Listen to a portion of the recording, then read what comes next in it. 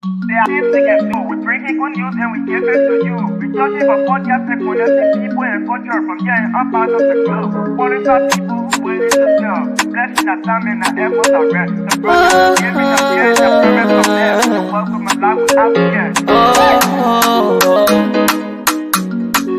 A lyrical health. Master. Les paris sous avec you, I can't ask it if you been you. C'est ma chenille, tina ke ase ma yamu. Engi sano muni, emu aye yo. Engi lofa muni, emu aye yo. SKTV the best in Liberia. SKTV the best in Africa. SKTV the best in Mama Liberia. Must hold by the lofa and grand bazaar. Ena dine ya tumale, ena salia ya tumale, ena kwanagli ya tumale, ena kodubwa ya tumale, ena dine ya tumale, ena salia ya tumale, ena kwanagli ya tumale, ena kodubwa ya tumale, ena nakagiyari na ya tumale, esta tiki, ena nakagiyari na, tosi wako ma ya tumale.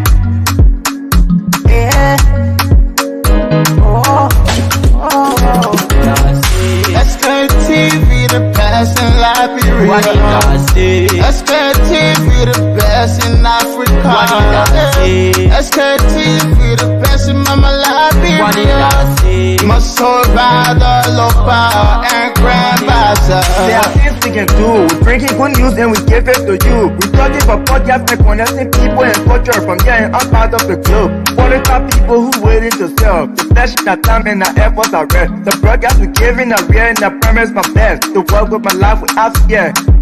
From Grandfather Nima to Lufa, from River Sass, River G to Chile, from Grand Crew, Bombing, Kidman, Montserrat, San to Bacalu, from Maryland, Bonk down to the Mikey B. We the best in the land, yeah, LIB. We the best in the land, yeah, LIB. We the best in the land, yeah, LIB. SKTV the best in Liberia. SKTV the best in Africa. There are things we can do. We bring in good news and we give it to you. We touch it for podcast and connecting people and culture from getting up out of the club. Qualified people who willing to sell. Blessing that time and that effort are rest. The brothers giving us the end of the rest of them. So welcome my life with African. A lyrical health. Master. Les paris sous avec you, I can't ask it if you been you. C'est ma chenille, tina ke ase ma yamu. Engi sano muni, emu aye yo. Engi lofa muni, emu aye yo. SKTV the best in Liberia. SKTV the best in Africa. SKTV the best in Mama Liberia. Must hold by the lofa and grand bazaar. Ena dine ya tumale, ena salia ya tumale, ena kwanagli ya tumale, ena kodubwa ya tumale, ena dine ya tumale, ena salia ya tumale, ena kwanagli ya tumale, ena kodubwa ya tumale, ena nakagiyari na ya tumale, esta tiki, ena nakagiyari na, tosi wako ma ya tumale.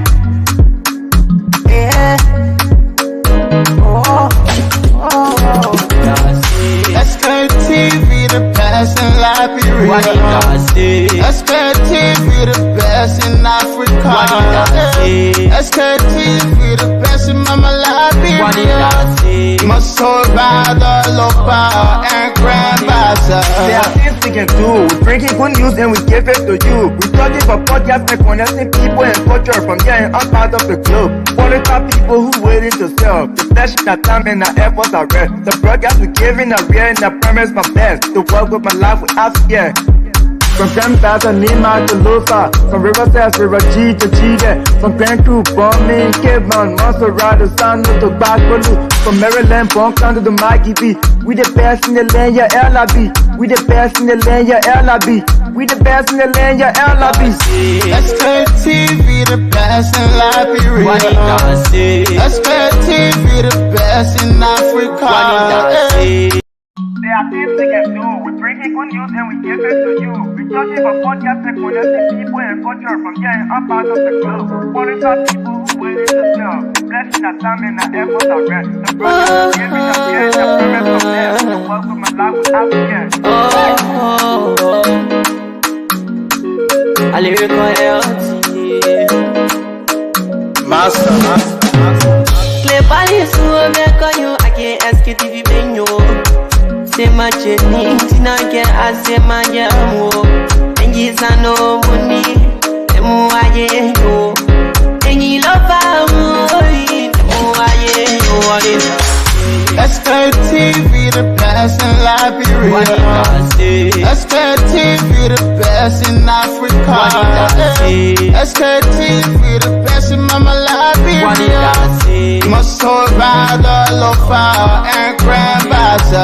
Ena dine ya tumale, ena salia ya tumale, ena kwanagli ya tumale, ena kodubwa ya tumale, ena dine ya tumale, ena salia ya tumale, ena kwanagli ya tumale, ena kodubwa ya tumale, ena napagi na ya tumale, esta tiki, ena napagi na, tosi wako ma ya tumale.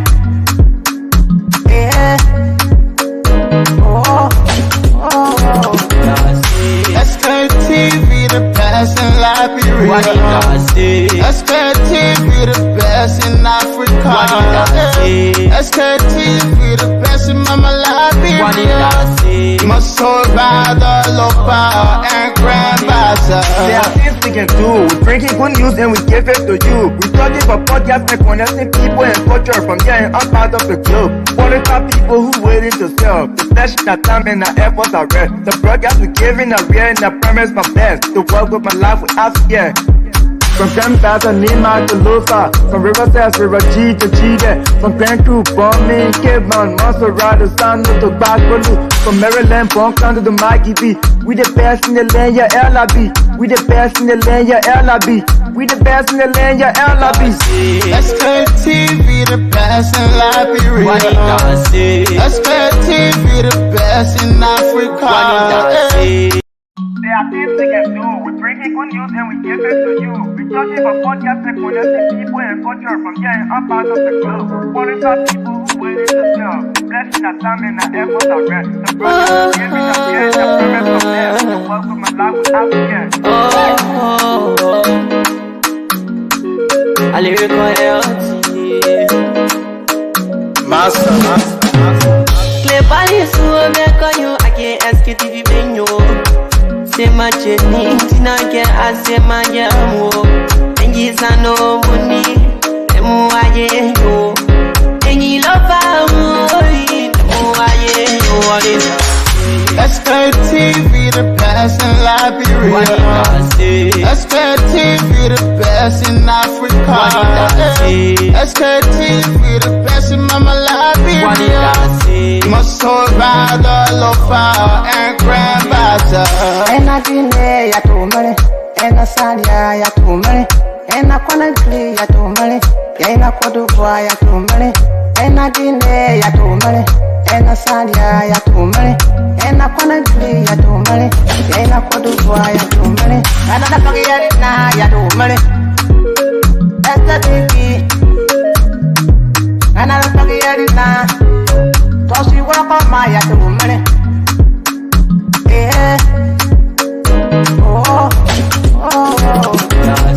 SK TV the best in Liberia. SK TV the best in Africa. SK TV the best in Mama Liberia. Must hold by the lofa and grandbaza. There are things we can do. We bring in good news and we give it to you. We talking about podcasts and connecting people and culture from getting up out of the club. What is our people who waiting to sell? The flesh, that time and the efforts are rest. The broadcast we giving are real and the premise my best. The world with my life with us, yeah. From Grandpa's and Nima to Lufa, from River Sass, River G to Chile, from Cancun, Bombay, Cape Mount, Monserrate, San Tobacco, from Maryland, Bonk to the Maggie B. We the best in the land, yeah, LIB. We the best in the land, yeah, LIB. We the best in the land, yeah, LIB. SKTV, the best in Liberia. SKTV, the best in Africa. There are things we can do. We bring in good news and we give it to you. We talk about podcast and connecting people and culture from here and up out of the club. What is our people who willing to sell? The blessing that time and the effort are rest. The brothers giving us the end of premise from them. So welcome and live with African. I lyrical health. Master. Play Paris, who make on you. I can't ask you if you been you. Say my journey, Tina get I say my yamu. And yes, I know money. Emu aye yo. And you love me. Emu aye yo. SKTV, the best in Liberia. SKTV, the best in Africa. SKTV, the best in Mama Liberia. Must hold by the lofa and grandbaza. Ena Guinea ya tumale, ena Sadia ya tumale, ena Conakry ya tumale, ena Côte d'Ivoire ya tumale, ena Guinea ya tumale, ena Sadia ya tumale, ena Conakry ya tumale, ena Côte d'Ivoire ya tumale, ena Liberian ya tumale, ena Ferry, ena Liberian, tosi wako maya tumale.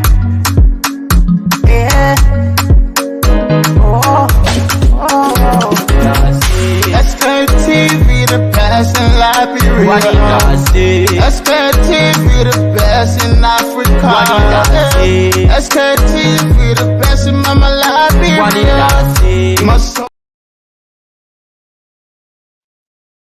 So I want to say good morning, good afternoon, good evening. Ladies and gentlemen, we want to say thank you to all of you for joining SKTV. Today is Sunday. Jimmy Musa Hassan Belete will be with us at some point, but he's he's traveling. He probably will be joining us halfway of the show. But I want to take this time to say thank you to all of you for sharing the show. And those of you who are yet to share the show, we admonish you to share the show. I know some of you were surprised when we did an emergency show last night. That was not just an emergency, it was just like a message that we're trying to send to the Unity Party people. Some of whom cannot stomach the fact that people have to criticize them. They believe they are untouchable. They believe they are too powerful. They believe they cannot be criticized. They cannot be touched. So, Steve, welcome. How are you, sir? Morning, Mr. Kane. How are you? I'm good. So, yeah, I was sleeping. I did on a quick show this morning around 2 o'clock my time here. Yeah, So I think I saw I went under attack by Unity Party people for me saying that the so-called asset recovery thing was a fiasco, was a joke. So they attacked me so bad. They even went in my inbox and started to say some stuff to me. Some of them publicly and openly started attacking my religion, talking about Ramadan and all the stuff. Mm. Yeah, so I was telling them that nothing they can do to bully some of us. Even we have seen the worst. So yeah, but Chairman Belete is supposed to be here, and he and I spoke not too long ago. He's traveling. Once he gets situated, he will join us. Okay. So we open the conversation. And the reason why we did that, because we want to make sure that we are not limited to a particular subject. But for some reason, I've been getting hold of Mabel. Maybe they are getting connected. Sometimes on the weekend, Mabel too can be punctual on the weekends. Yeah, we spoke that morning, he and I. We spoke, and definitely he was ready. He told me he would be ready. So, but I know Okay. he'll be at some point, very very soon. All right. Yeah, so you can take over from there, so I can check with them to see what's going on. Okay, yeah, okay. I text Monk too. I'm hoping that Now I sent the link to Monk as well. Okay, all right, cool. Thank you. Well, folks, good morning, good evening, good afternoon. Happy Palm Sunday. To all the Christians around the world, happy Palm Sunday. Let me check my biblical history to make sure I'm still aware of what Palm Sunday is. I think Palm Sunday is when Jesus walked into Jerusalem. Please correct me if I'm wrong. And we call that a triumphant entry. The triumphant entry, wherein the people were waving palm branches according to biblical histories, and wherein people were celebrating and welcoming Jesus into Jerusalem. And Jesus, according to biblical account, was riding on a donkey. Again, I hope my biblical history is correct. You never know. He rode on a donkey. Yes, you're 100% right. He rode on a donkey. I think that's it for biblical history. I think I'm still on course. But let's share the show, folks. Happy Sunday. As you are aware, also, the Ramadan continues. It continues for our Muslim brothers and sisters. Let's share the show. A lot of things happening around the world. We'll talk about some global issues. We'll get into the conversation here at some point. Yeah, Rosa Pro, you're 100% right. Let's share the show, folks. Thank you for always following us. Thank you for always sharing the show. I woke up this morning, like people say, I woke up sometime this morning and I saw that Sekou did a show. Normally he doesn't do that. So, but I didn't listen to it. But I did see that he did a show. And, in as much that sometimes we want to go slow and easy, but me personally, behind closed doors, and some of you might not be aware, I've told Sekou over and over. Not all of them, but most of the Unity Party people, they're worse than CDC. They don't take criticism well. They are bigots. They are bullies. They want everybody to fall in line. And if you criticize them or you criticize Joseph Boakai, they will do everything they can to come after you, to destroy your reputation, destroy your name. If possible, destroy everything you have. That's who they are. So I told him, I don't mess with them. I don't tread on any kind of light path with them. They're a very dangerous group of people. Very, very dangerous. They are sophisticated criminals. When you're dealing with them, you got to be very, very strategic and methodical when you're dealing with them. You don't mess around with them. You don't let your guard down with them. You don't fool around with them. Because any opportunity to harm you, they will harm you. They will harm you. Well, everybody got a different nature. For Sekou, he's cool. For me, I already know what's up. So anywhere I go, the first thing I do anywhere I go in life, I identify who for me, who now on my side. That's my first assessment I can do. Any human being I interact with, I identify certain things I pick up on you really quick. Once I pick up on you, I know how to operate with you. So since I came in the political space personally, I've tried to identify certain people and certain things. The Unity Party people, majority of them, some of them are level-headed, some of them are willing to work with people, understand, compromise, and be level-headed. But most of them, they're a desperate group of people that will get rid of you in the twinkling of an eye. They will hurt you, they will lie on you, they will destroy you, they will create problems for you. So when you're dealing with them, you just got to be careful. You got to walk on. Be very, very careful. But hey, I know Sekou don't back down too, so they will get into it. That I know for a fact. But they are a very bad set of people. Let me say it today. The Unity Party people, majority of them are the ones saying it. Majority of them, they are desperate, dangerous, bad set of people. They will use you and dump you. They are a shameless group of people, so you don't mess around with them. But welcome to today's edition. Welcome to all of you. I've seen some people from Minnesota. Because of time's sake, we might not have the time to identify all of you. It's good to be back on. Last week, I had a very, very busy week. Very busy week. I couldn't even join.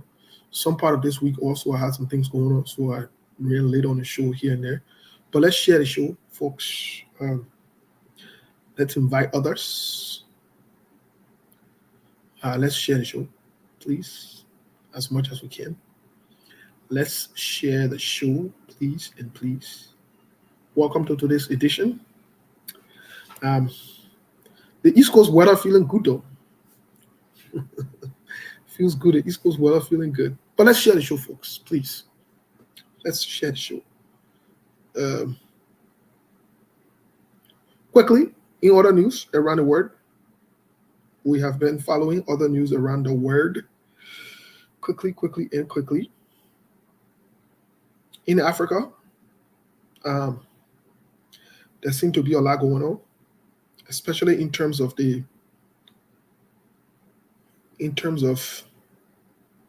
Niger.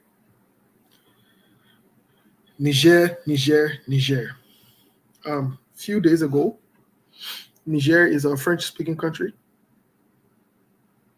If my history can serve me right, Niger is in West Africa. I think I said no history.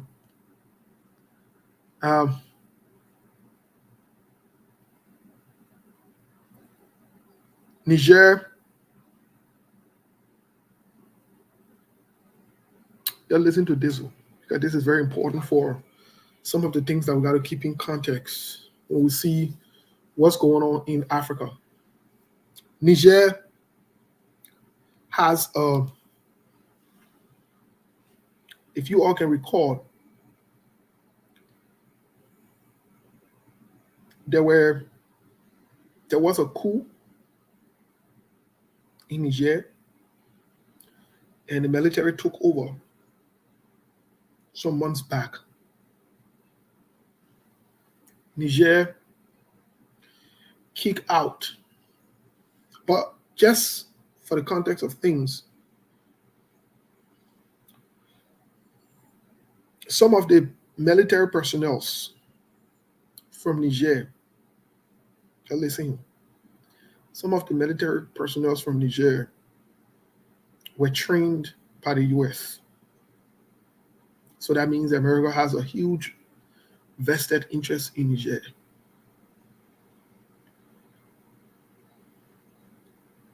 After a few months,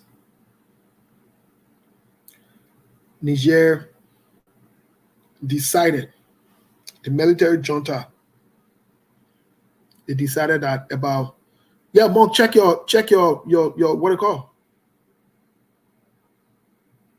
Check your stuff. I think Sekou sent it to you and I sent it to you too, bro. Check it, Monk. It's there. It should be there. Sekou sent it to you and I sent it to you the link. Niger ordered sometime last week about 1,000 United States troops in the country to leave. Niger is a French-speaking country. Niger possesses huge resources. Very, very critical. Very, very critical resource. Everybody seems to be fighting to get Niger's attention. But mind you, the last time we read on SKTV here, Niger is one of the poorest countries in the world, even though they got some huge resources. You remember the movie Black Panther? They were talking about uranium in there. I believe, and I stand to be corrected, that Niger has uranium. I stand to be corrected. But let me bring Monk on because Monk in the back. I know Siku there helping work in the back end. Put some things together. Monk, what's going on, my man? How are you? Monk, are you there? Hello? You hear me? Yeah, Monk. What's going on? My man, nothing going on with you. Not much. Another day? Happy Easter. no, not Easter, Palm Sunday, my man. You Man, the Easter start from Ash Wednesday to the end of the season. What are you talking about? my man, don't confuse Christianity, my man. When you say happy Easter, and they put in that Easter Sunday right around, my man. Today that Palm Sunday, Jesus entered in Jerusalem today, according to biblical history, and the people celebrated. But the season of Easter is not only about Easter Sunday. Easter Sunday gets a day within the season. More definitely so. The entire Ramadan. So we are in the Easter already. From Palm Sunday, we are in the Easter already. Yes, we are. You know, but our people get confused about these historical facts. We were taught or we were trained to say Palm Sunday, then Easter Sunday. Easter Sunday. No, it's a season. Exactly. The entire season we call it Lent. Exactly. The entire season of Lent, you know, it's from a certain period of time to a certain period. From Ash Wednesday all the way to the Resurrection Day is Lent season. Yeah, but Monk, quickly, before we get into, I think I sent it to you if you check your inbox, the piece about, you know, Niger ordering the U.S. Military to leave the country. You know, it's concerning from a diplomatic standpoint, from a regional standpoint, and the influx or the influence of Russia and other people in that region. Mind you, Burkina Faso, Libya is not too far, you know, and all these other guys are not too far from Niger. Niger possesses some huge resources in the world, you know, that helps a lot. What say you? Well, that's it. That's the geopolitics. Everybody on the global chessboard trying to ally or partner with their strategic to get their strategic interests pushed forward. And Niger feels that, look, the whole war, I tell people talk about, oh, you can separate government and business. They're like, you got to be a fool. The entire globe operate on business. The reason war go around the world when it comes to everybody is kind of a scrambling for resources, whether it's about power, whether it's about electricity, whether it's about, let's say, food production. Everything revolves around business. If you don't understand that, that's why business people control the war. Politicians just the middleman, but they are the one that run the war. So if Niger feels that the U.S. is not in their best interest in terms of their strategic resources, then they will partner or ally with folks that they believe can give them more bang for their buck. That's just how the game works. You can't keep being an ally to somebody who keep ripping you off over and over without a benefit. Then why is the lead? Why is the partnership it's all about? Yeah, but Monk, if you look at it, I agree with you that to some extent, you know, they feel disenfranchised, especially with the huge amount of resource they bring to the table. And I'd have to agree with you, unfortunately, on that part, because these are facts, right? But the question becomes, have they gotten to this point wherein the relationship can no longer be mended with the U.S., wherein they have to take this, because this is problematic. This is disturbing for the U.S. Foreign relations, you know, and the ability to be able to negotiate and get things going on to maintain these relationships. Well, Steve, the whole thing about this strategic relationship, like I said, is a win-win situation. We live in the 21st century now. In as much as we love America, America remains the superpower in the world. But don't forget, Russia was a superpower before the U.S. It was during the Cold War where America became superpower as well. So Russia too also holds interest around the world. Look, the primary reason every single world power will have influence around the globe is that there's something they see in the particular country before they will make an investment. Whether it's about oil, whether it's about uranium, why you think, let me give you a typical example. Why you think Rwanda is one of the hottest countries in Africa with the fastest growing economy? Now they are building cars, they are building cell phones, they got the cleanest streets in the whole of the whole of Africa. Right. They are ranked to the top when it comes to infrastructure because they possess the things that the rest of the world need.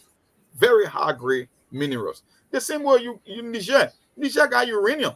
And America is not so much into uranium when it comes to energy. That's why you see they almost import. That's why you see the US went and built a military base in Saudi Arabia to make sure that her oil supply is stable.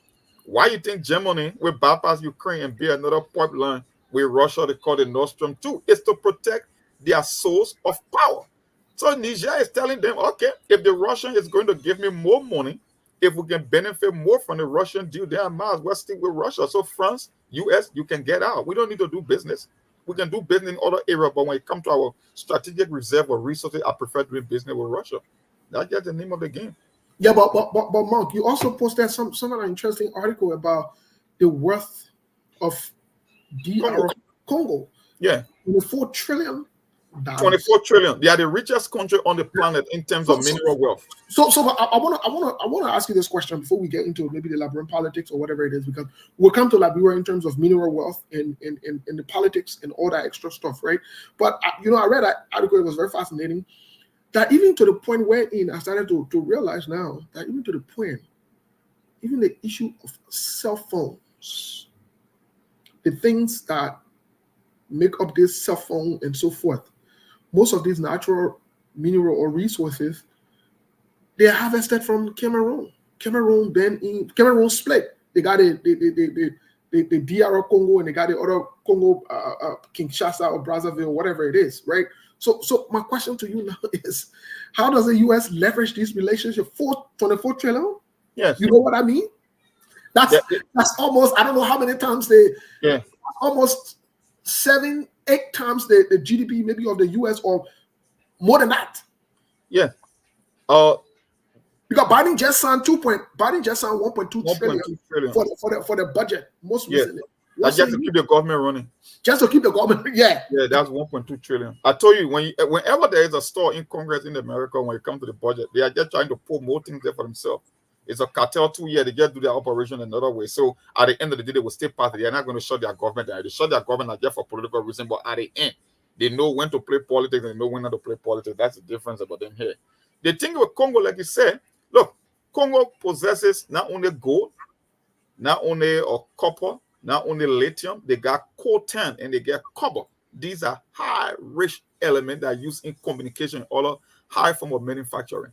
When it comes on the entire planet, there is no country that is richer than Congo in terms of mineral wealth, 24 trillion. But guess what? How many superpower are competing for their resources? You got that one, and the country is very big. It's one of the reasons today that you see Rwanda is prosperous, because Rwanda is acting as the middleman between the Western world and Democratic Republic of Congo. So when they steal the natural resources from Congo, why do you think they're going to process it? Rwanda. That's why you see Rwanda now going into high tech. Rwanda ain't got nothing. They used to produce tea, one of the poorest countries in Africa. Rwanda is prosperous because Paul Kagame is trying to put his brain to work. Say, if the white man is going to steal the resources from Africa, I might as well get my fair share because I'm a neighboring country to Congo. You cannot come and take all the resources from the richest country in the world. Then my country that is redness will become poorer. So I will put in institution, I will bring in business law and make it attractive to other people that want to do business in Africa and around the world to process some of that business, to leave some of the money in Rwanda before taking it to Europe. Is that part of the reason why the Rwandan economic is booming? That's the primary reason. And it's very sustainable. The growth, the level of growth. Paul Kagame seemed as though, last time we were talking about his leadership, you and I, behind closed door, we're talking about his leadership, not necessarily benevolent leader or whatever it is, or dictator, but the way he operates. He's providing the essential and the needed for his people. So people are not even focused on the political moves that he's making on his rivals. Yeah, that's why he's going to 30 years, because people seeing the benefit. They have never seen a visionary leader like that. The guy is very smart. Don't forget, when it comes to ethnic group, they both countries share a common ethnic group. The way you get Hutu and Tutsi, they're part of Rwanda. Not only Rwanda, they are also in Congo, right? And Paul Kagame was a rebel leader too. He was there supporting the Belgian, people from Belgian interest. Don't forget now, the French got interested, the American got interested, the Belgian got interested, the Dutch got interested, because the country is so freaking big, it takes almost the entire Central Africa. They border almost every country. Yeah, like Brazil. Brazil is so huge in Latin America that she shares a border with every single country on the continent. It's the same with Congo. Congo is so big and so vast with so much resources that everybody wants a piece of the pie. So Paul Kagame said, okay, I don't have a problem. I know you guys are the superpower. You will always take what you want. But in as much as you guys will take your share, my country will benefit the most because we got strategic interests in Congo as well. We share common ethnicity, and I'm the closest country to Congo. So I'm getting your lion's share of this part before taking me to Europe. That's the game he's playing. Well, that makes sense. That's the game he's playing. We'll work our way down to Liberia here in a minute, folks. Please help us share the show. Monk, let's talk about the 1.2 trillion United States dollars passed by both houses. Some pundits are claiming that this is a gift to the Joe Biden administration, which could propel him into a second term, because the Republican voted for this bill for this particular budget to keep the government running and so forth. But my question to you is, what do you say about this 1.2 trillion? Why the Republicans didn't install this? Why they didn't push this and force this and push the hand of Biden? What's going on? Well, that's why you hear from the other side. What the Republican did was a very strategic move. Republicans know this is an election year. If you shut the government down, who's going to take the blame? They understand Democrats took advantage. They put a lot of pork power and earmarks in this bill because they know politically it plays to their advantage. The man who's in power, he's a Democrat. If Republican is going to reject the bill and stop it from going through, and you shut down the government, voters are going to turn on Republican, saying that you were the one that shut the government down. So Republicans say, you know what, we are a few months away from election. We are not going to take that in, as much as they will benefit most in terms of funds that will go to the various congressional districts, and we might not benefit, but in the long term, we will win. If we can win the White House, we're able to come up with more bill and put our interest in those bills. But for now, we are not going to shut down the government to take the political price for it. We're not going to take a hit with just a few months to election. And I support that. That's a smart move. But more Republican did similar thing a few months ago, though. They stalled the border war that they've been making noise for, the border bill. They turned it down after it was given to them on a silver platter. Which bill? The bill for the border. Okay. The bill the border. There was incentive for the border. Even Ukraine and Israel to get this Gaza war or whatever it is going on, or stopped, or have control in Israel. These guys refused. They said they wouldn't do that. They wouldn't sign that bill. So how come now they're making this big U-turn? Well, whether it's Ukraine, we all know. That's why some of us will support the stable genius, because we know the stable genius is in the White House. The global politics is going to change. There will have been no war in Ukraine had Trump been president. Who the stable genius? The story that Yahoo Mena is the cognitive test than any other U.S. president in history. He got who is the stable genius? That's why I'm making the smarter. That's why I'm making the stable genius. Oh man, who the stable genius? Donald Trump. First of all, the two statements are contradicting. Donald Trump company just going. Going to offer the IPO. He's going to make $3 billion in profit. Let Donald Trump pay a bill first. No, you don't. That bill, we take it to the Supreme Court. We know it's an election. We Supreme Court. They made parade, lie to the American people, made people off that he got millions, and in fact, he worth $10 billion and so forth. He can't even afford half of a million. Nobody read personal check of $350 million or $450 million, bro. That's why you got bond agency. When they say your net worth, it mean that you understand the economic aspect. Nobody walk around with hundreds of millions of dollars. That's not right. You got to go to a bond agency. You go to banks. You leverage your debt, and that's just why it is. It's just politics. New York and California now is literally turning into a fascist state. So they believe it's a one-party state. They can just abuse the law. That's just why it's an election interference. It's not that he commit any crime. The bank said they would do better with Trump again if they were given the opportunity. Nobody was cheated. It was a fair deal, but unfortunately, when you got radicals that control a state, that's what they do. So that's it. Well, let's try to roll. I saw Milborn, but I think he logged off.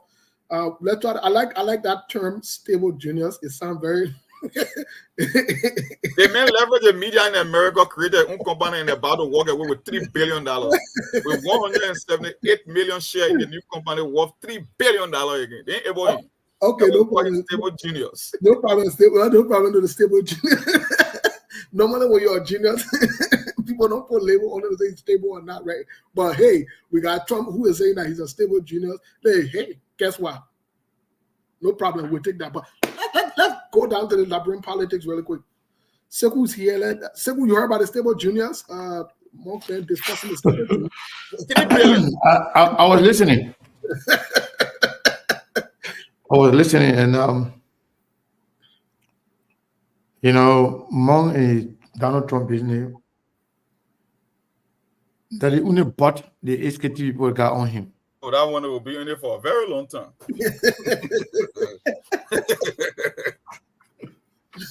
SKTV family, they only bought the guy on Monk. They say Monk is good, Monk is eloquent, yeah, but that is Donald Trump business. That is Donald Trump business. I don't know where you coming from with that is Donald Trump business. So yeah, that the only big body got on Monk, and that body will be there forever. But anyway, I want to encourage people. Like I told you guys the last time, our subscription button is active. Anybody, if you wish to subscribe, some people have been doing it actually without we telling them. If you want to subscribe to SKTV, just click that subscription button. It's only $4.99 a month. It's really good. The money is good, but basically this is for the growth of the platform, and it comes with a lot of other incentives we could get from Facebook. So the more people that subscribe, the better it is for SKTV. So don't forget to subscribe to our page. So I was listening to you guys. See, the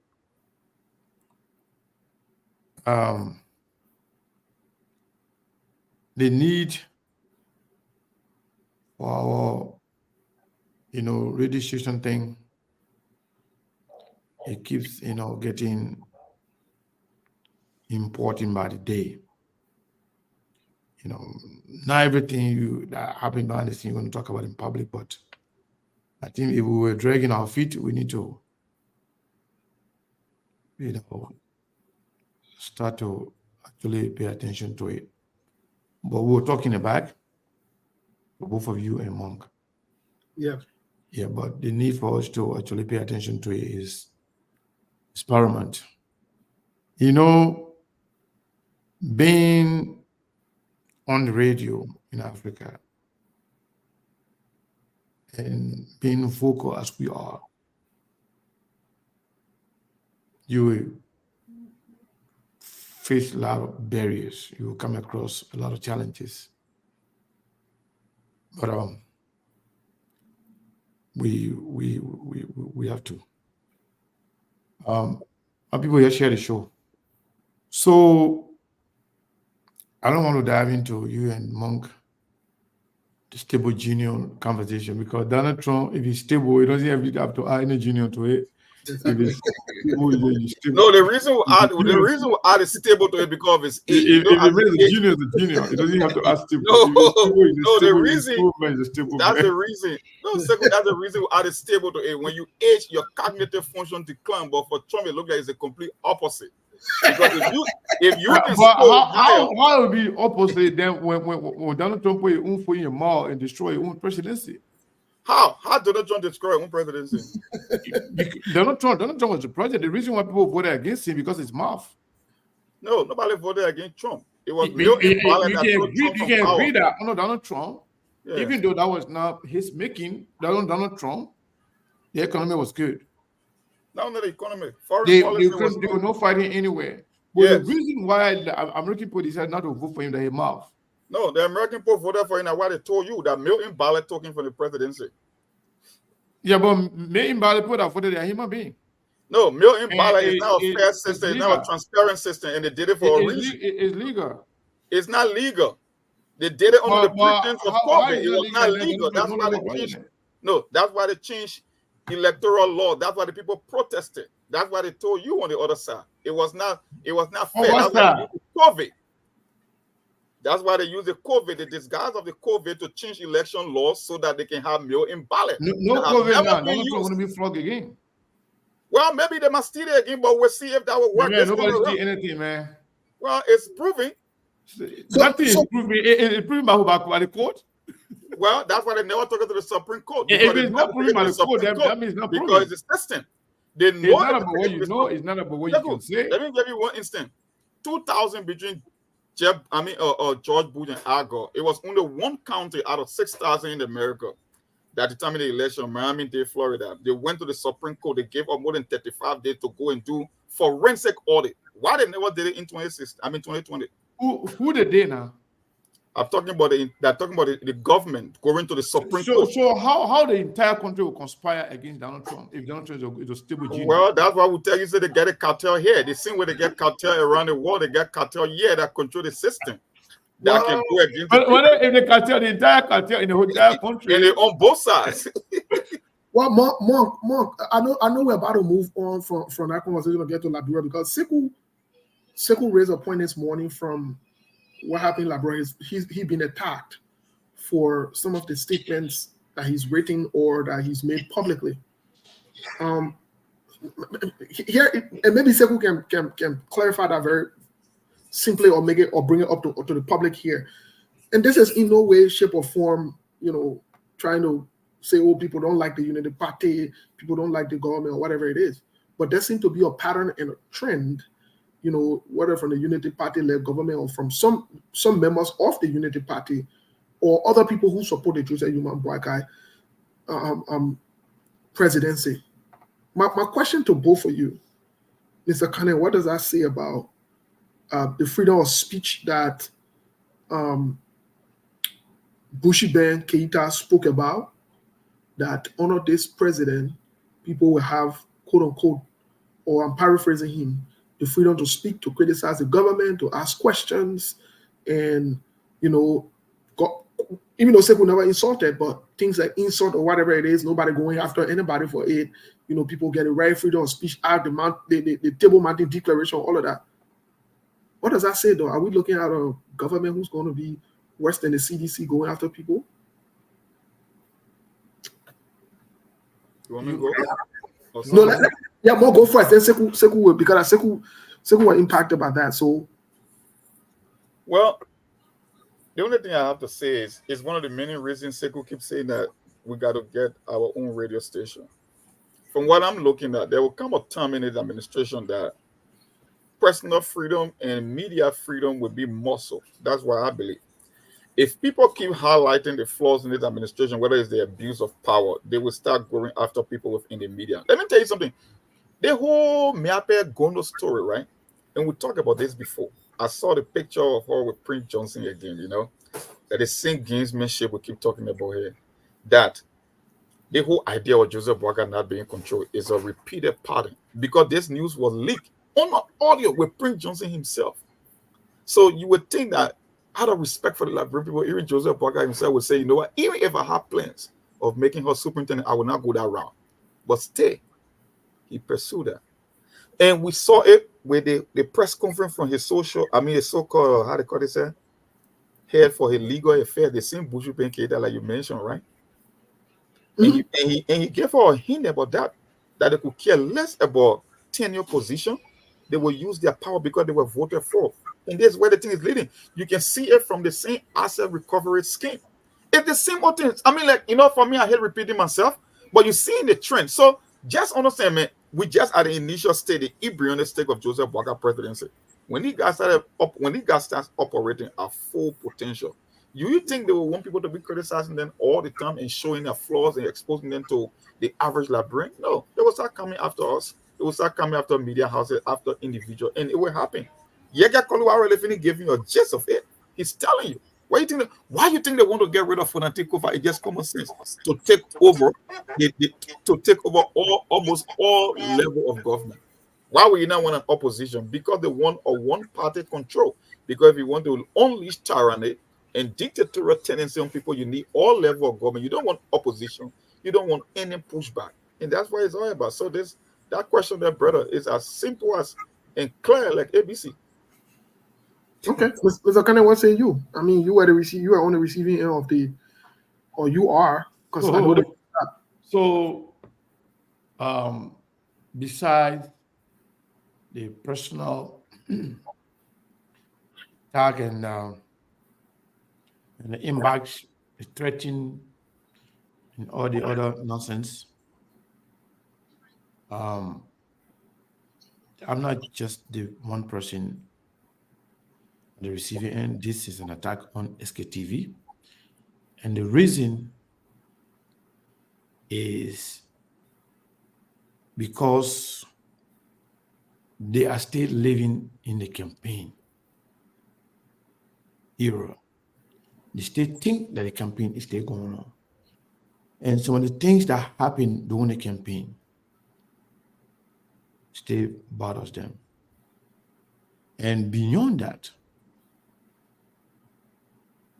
when the Unity Party won the election and they lied to the Liberian people regarding Joseph Boakai's trip to the United States, when they misled the Liberian people, when they said Joseph Boakai was not coming to America for any medical reason, they said Joseph Boakai was traveling to the United States for family visit to come and tell the Liberian people, thank you. That was a blatant lie and deception. Because they've been lying to the Liberian people throughout the campaign about the man's age, about the man's health, everything about Joseph Boakai that the Unity Party have consistently lied about, because we expose their lies, because we expose their deception. Now they decided now to turn the table around. In fact, when we reported that Joseph Boakai was coming to America after the election for a medical reason, they still feeling that we were against Joseph Boakai because they were lying to the public and we were telling the public the truth. So that hurt them to the extent nobody trusts them. So they are still undergoing that trauma. So because of that, everything we will say on this platform, they will tell the world that we are lying. Because they have been caught with their pants down, lying, deceiving the Liberian people. In fact, the president himself being included in the lies. After being elected as president, the president was not telling the truth. When he was in the hospital, he was not telling the truth. When he was given the chance to go on the stage, he said he was not in the hospital. He said people were saying he was in the hospital. They were watching us saying he was in the hospital. But then when we told them that this is very common, you cannot lie about such petty issue. All you need to do, inform the Liberian people that given what you have going on, we decided ahead of the inauguration to go to America for a medical checkup. We told them, we taught them what to say. Then they went, they told the president, well, you can do the same thing. The president went and said, given what was ahead of us, we decided to go to America for medical checkup. Confirming what we said. So Joseph Boakai was not telling the truth. His supporters are deceptive. They are liars. They can be trusted. Imagine running a country on a deceit. So everything they are doing, Steve, and Mong and Mabel, they want to discredit SKTV to somehow refurbish their own tinted, I would say character, or they have no integrity. They have no shame. That's why even the ones in government will be brave to call SKTV liars because they're trying to fix what they themselves destroyed. Can you imagine Peking Mike, who was just appointed to be some kind of assistant minister, who is still yet to find his footing, to understand even getting in government, coming under my post to insult me for the same reason? Because that's what they talk among themselves. Oh, don't forget it, we take on them. We attack SKTV, we attack FFM, we attack all the other people then who are critical of the government. You already won the election. You won the election through lies and deception. We erect checkpoints, telling you that's not how you run the government. You can win with lies, we cannot govern with lies. So for Mike, I responded to him and I would say in this public manner, I'm praying for him, for him to find his footing, where he can at least have some job history in his life. Then he knows exactly his function. He doesn't even understand what it means to be an assistant minister for urban affairs. The description of his job, he doesn't even know it. He thinks he was made assistant minister to go and tell the people of Bapulu and Cape Mount, thank you for electing Joseph Jima Boakai. He thinks the urban part of Liberia is only Cape Mount and the Hegola family there and the Madungo family, Muslim family there in Cape Mount and Bami. Forgetting to know that when you say ministry, assistant minister for urban, that covers the entire country. He doesn't even understand his own job description. You need to come to be used as a stooge, as an attack dog against SKTV. So that's why I'm telling you, he's starting on a very wrong footing. But our job is not to go after the backlash. The little one, the big fish, I don't care about. So Steve and Monk, not to really waste our time on this. When you saw my post, when I said the United Party people should stop calling Joseph Boakai a liar, the United Party people are insulting Joseph Boakai, they are disrespecting Joseph Boakai, calling him a liar. SKTV said Joseph Boakai was taken to the hospital in Rhode Island. We called the hospital name. We called the floor number. People say we shouldn't call the floor number. But with Joseph Boakai people, they don't even know that not only we have information about what happened in the hospital, but for privacy reasons, we decided to hold on to certain things, certain information. We know better than you know, and Joseph Boakai knows that we know. If you guys continue to attack us, calling us liars because of what we reported about Joseph Boakai at our hospital, then we will expose the entire information.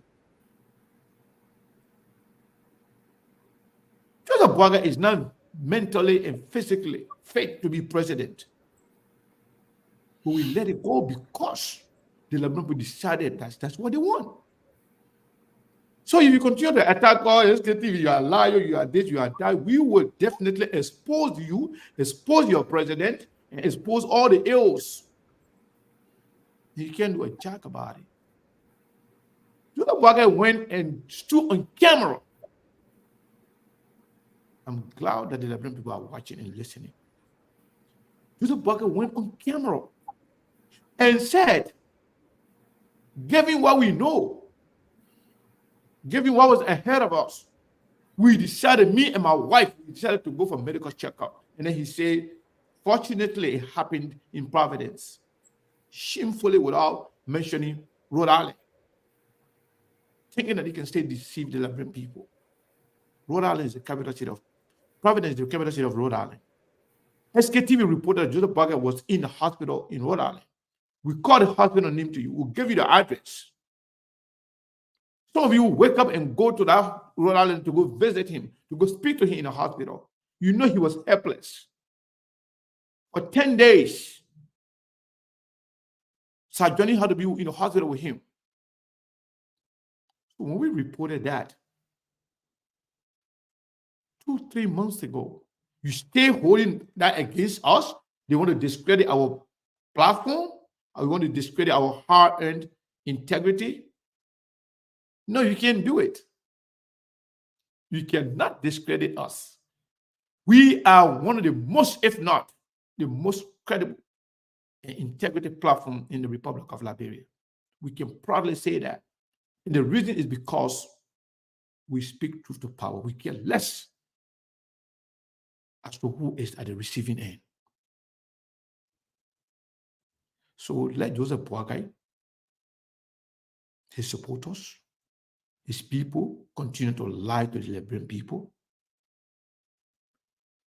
They don't want to continue to bow their heads in shame.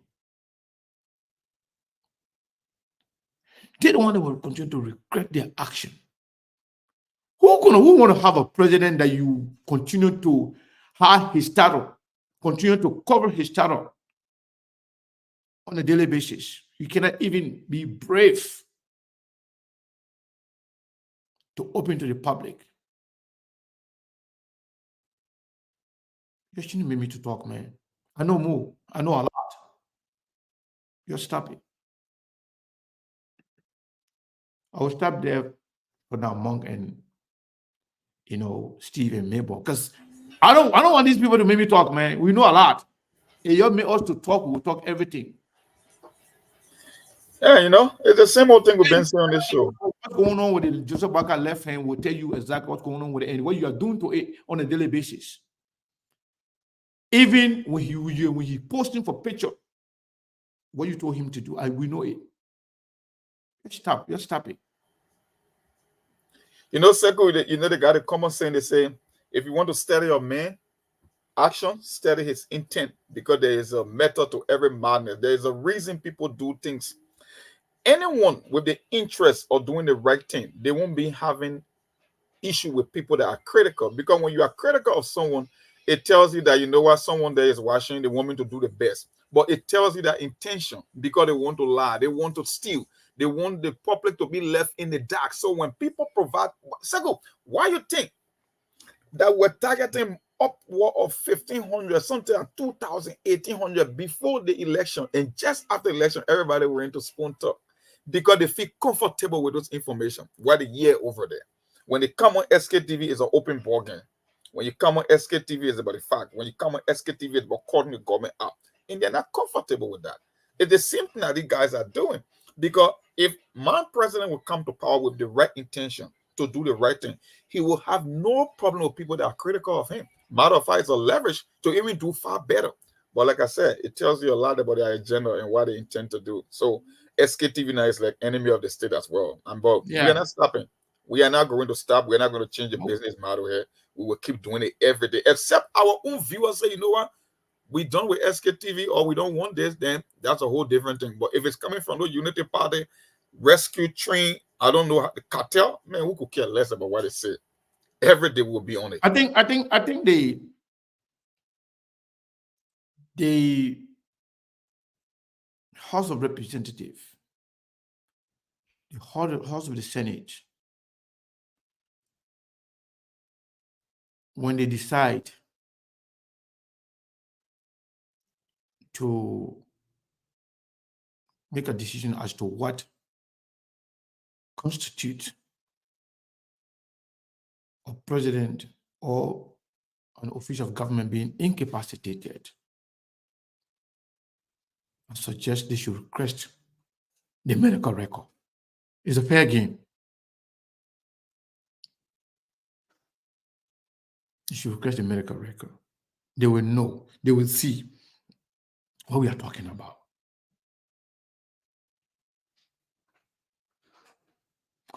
You shouldn't need me to talk, man.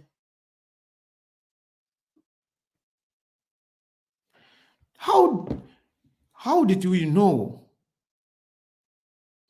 Joseph Boakai report when he first entered? When they check him out, how did we know? When they asked him the first thing that happened, what was happening to him, how did we know? How did we know he has some blockade in his heart? How did we know? How did we know the room number of the hospital he was in? How did we know? If you are not smart,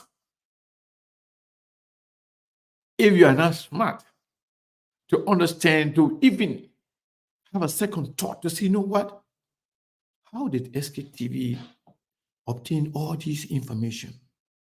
If you're not smart, if that doesn't keep you awake in the middle of the night, then you are a bunch of confused people. You know, Steve said here one time that even if Joseph Boakai drink pound one today, we will know. And not just Joseph Boakai. We are connected enough.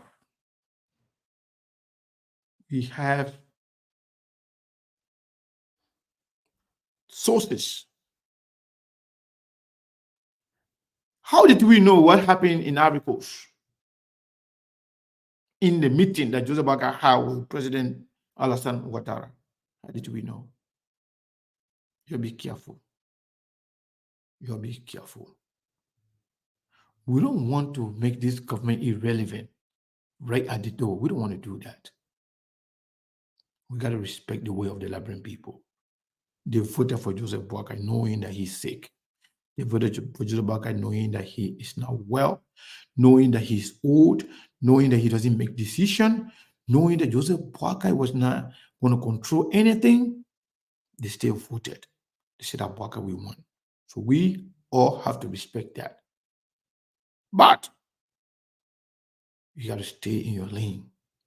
Do the people's job. They voted for you to do their job. But you continue to direct your energy, your time and effort to somehow undermining SKTV. Do you know how many hackers in the last 2 months? Do you know how many hackers have attempted to take us down? Do you know? Do you know that we know some of the hackers? Do you know that we know some of the people that hire some of those hackers? You'll stop it. We will start to expose you guys, man. You got to stop it. We have a country. After everything, we have a country. You know, but when the time will come, it will pass. We're still going to have a Liberia. That's why we don't go to certain lengths. But if you continue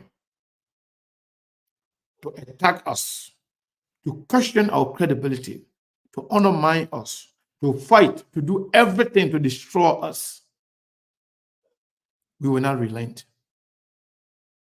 We will fight back. And you will be the victim. You will lose. We are social media platform. We are media platform. We have the power of the microphone. We don't want to misuse it. We don't want to use it for personal issue. We want to use it wisely and for the Liberian people, for the to benefit the Liberian people. We want to disseminate information. We want to uphold to sanity and integrity. But if you try to continue to actually fight us because we expose the other bugger lying and government people lying, deceiving the Liberian people, you want to come after us for doing that, continue to attack or call you, oh, you people are liars, you people are this, people are that, we will expose you guys. That's all I gotta say. And you don't even know how far we can go. You don't know how much we know. Steve and Monk and Mabel, I think we got to jump into the conversation. So Mr. Okane, thank you and Monk for the conversation so far. Like you said, we're about to get into the political conversation of the nation. I know some people will feel jittery and so forth. One thing I wanted to say about this whole attack on SKTV or in person or whatever it is, your government, you get everything to lose. What they say in Liberia, when you live in glass house, you can throw stone. And if you think this is going to stop some of us, if you think some of us will back down, it was your turn. Anyway, let's get to the conversation for today, because this conversation will encompass a lot of different things. My question to both of you is: we are 62 days of Joseph Yuma Boakai presidency. I'm not even talking about the budget yet. I don't want to talk about the budget yet, but what say you guys about a 100 days plan? Because we got 40, we got maybe 38 days for the 100 days plans to be realized. 60, you're listening, 60 and 2 days past the 100-day plan. According to them also, they have also requested a certain amount of money for Joseph Yuma Boakai's 100-day plan to be realized. First of all, what say you guys about the whole 100-day plan? Let me look at the 100-day plan for 2. Is there anybody that's capable of writing? You can go in the basement and write a plan. What happens? I mean, why people focus on the most the implementation of a plan? That's where the genius come in. You can put ideas on paper, but when you can make it come to reality, that's where we show your true genius. Look, let me tell you something. We are 62 days already. I can tell you emphatically, I put my name and my reputation on this 100-day plan that it will be an epic fail. I'm saying it on the radio and on the internet as well. Because if you have gone 62 days without a clear vision and you came with a bulletproof, a bullet list or bucket list of issue, almost 12 major deliverable, and I'm yet to see one. What make you think you're going to hit your target at a 100-day mark? Let me tell you something, Steve. Let me show you something here. Hold on 1 second here. Just 1 second. In the people 100-day deliverable, right? Let me just that 12. Let me just give you 1 out of 12. Hold on 1 second here. Exhibit number 1. It said the fight against corruption. It says the nation's first action to rebuild the economy and reduce the cost of living is the fight against corruption. In this fight, the following needs to be done to realize the objective. Commission a comprehensive audit of all government agency and corporation, because I know ministry, agency, and corporation, that is across the board audit, right? Number 2, conduct forensic audit across government, beginning with the Ministry of Finance and Development and the Central Bank of Liberia. Introduce fiscal rules and travel ordinances.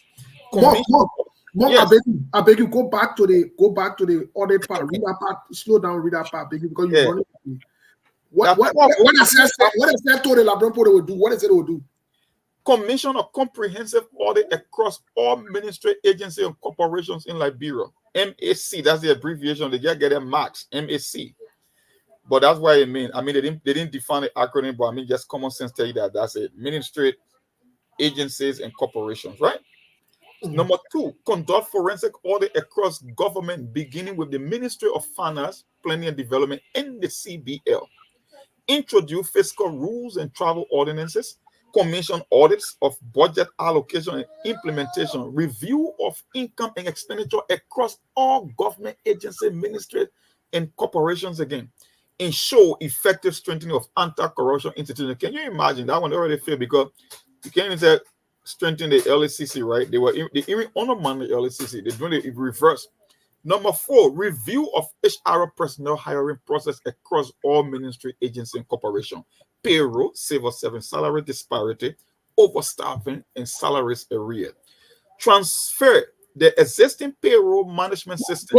No, I beg you to read that part because I have money Benin and at the power they talk about the hiring and the civil service and all I want to slow down. Let me read it so I'll prepare.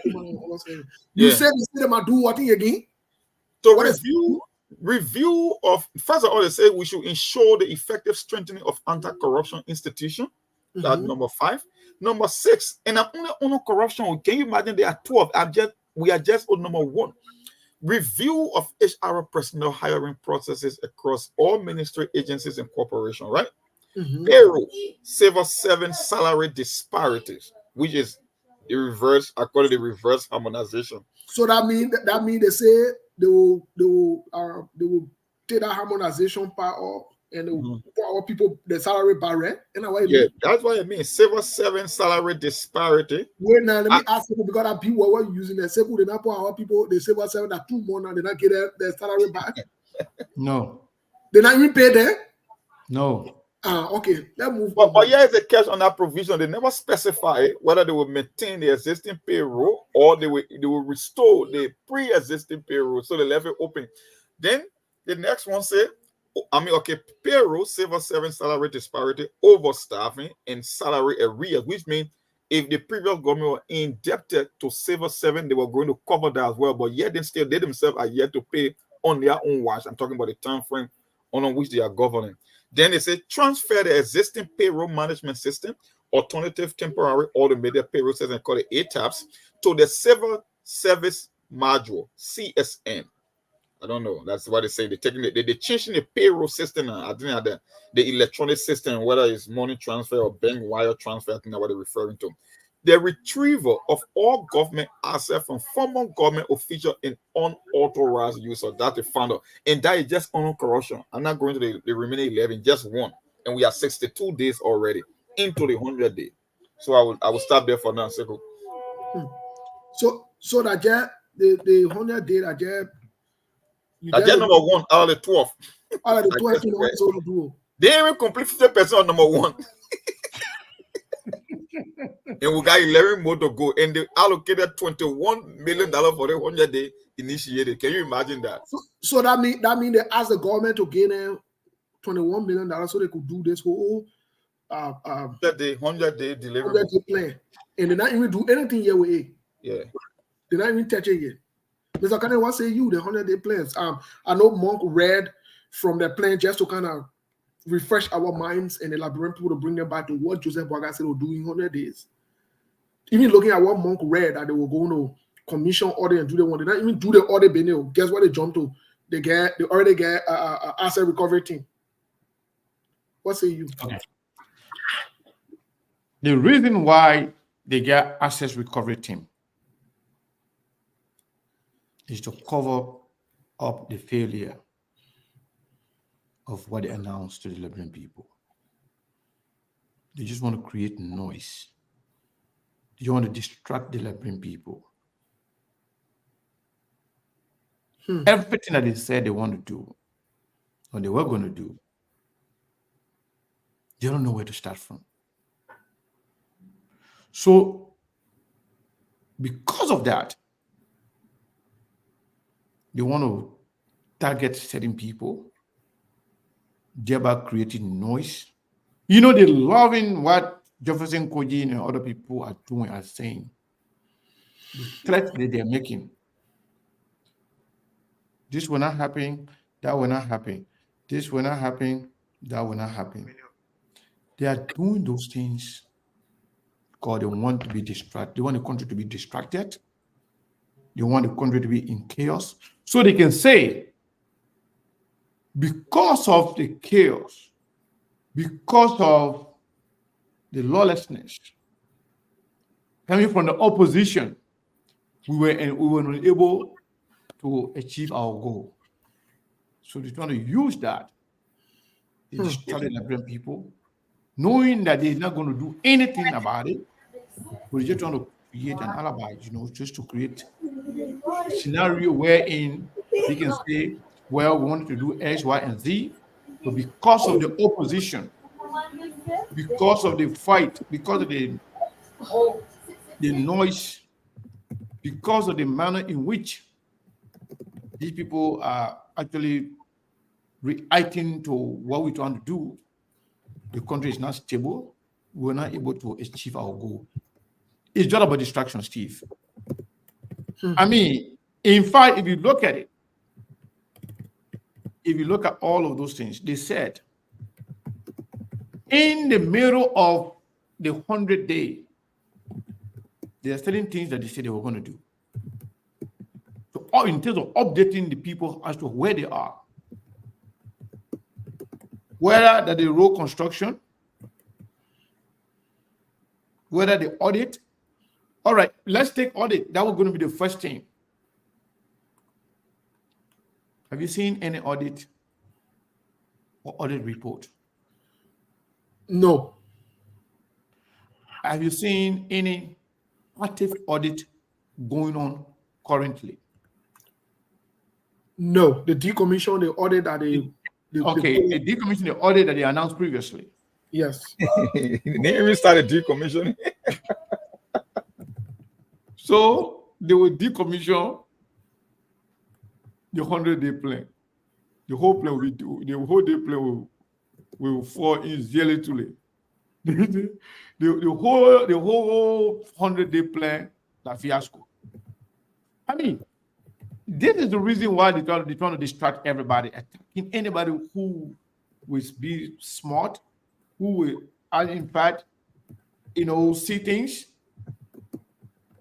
from distance and expose it.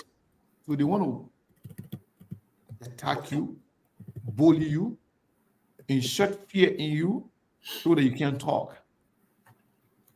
So, Steve, if you ask me, the whole 100-day plan is dead on arrival. You already got 60 days. Yeah. You already got 60 days. You haven't even done 5%. 5% of what you see we'll do in 100 days. Now you already get 60 days. You already get over 60% of the time. You haven't done 5% in 60% of the time you have. You're eating 60% of the time. So the other 40% or maybe 38% that you want to use, how much you're going to achieve? Still listening to the press secretary a few days ago, when she tried to dive into the whole idea of, what I say, no carbon emission in the mud, she tried to sugarcoat it. She tried to change the tone, trying to somehow recalibrate as to what Joseph Jumabaka really meant when he said that. Can you imagine? Confusing dry season and rainy season together. I mean, this is so embarrassing, Steve and Monk and Maybong, for us to have a government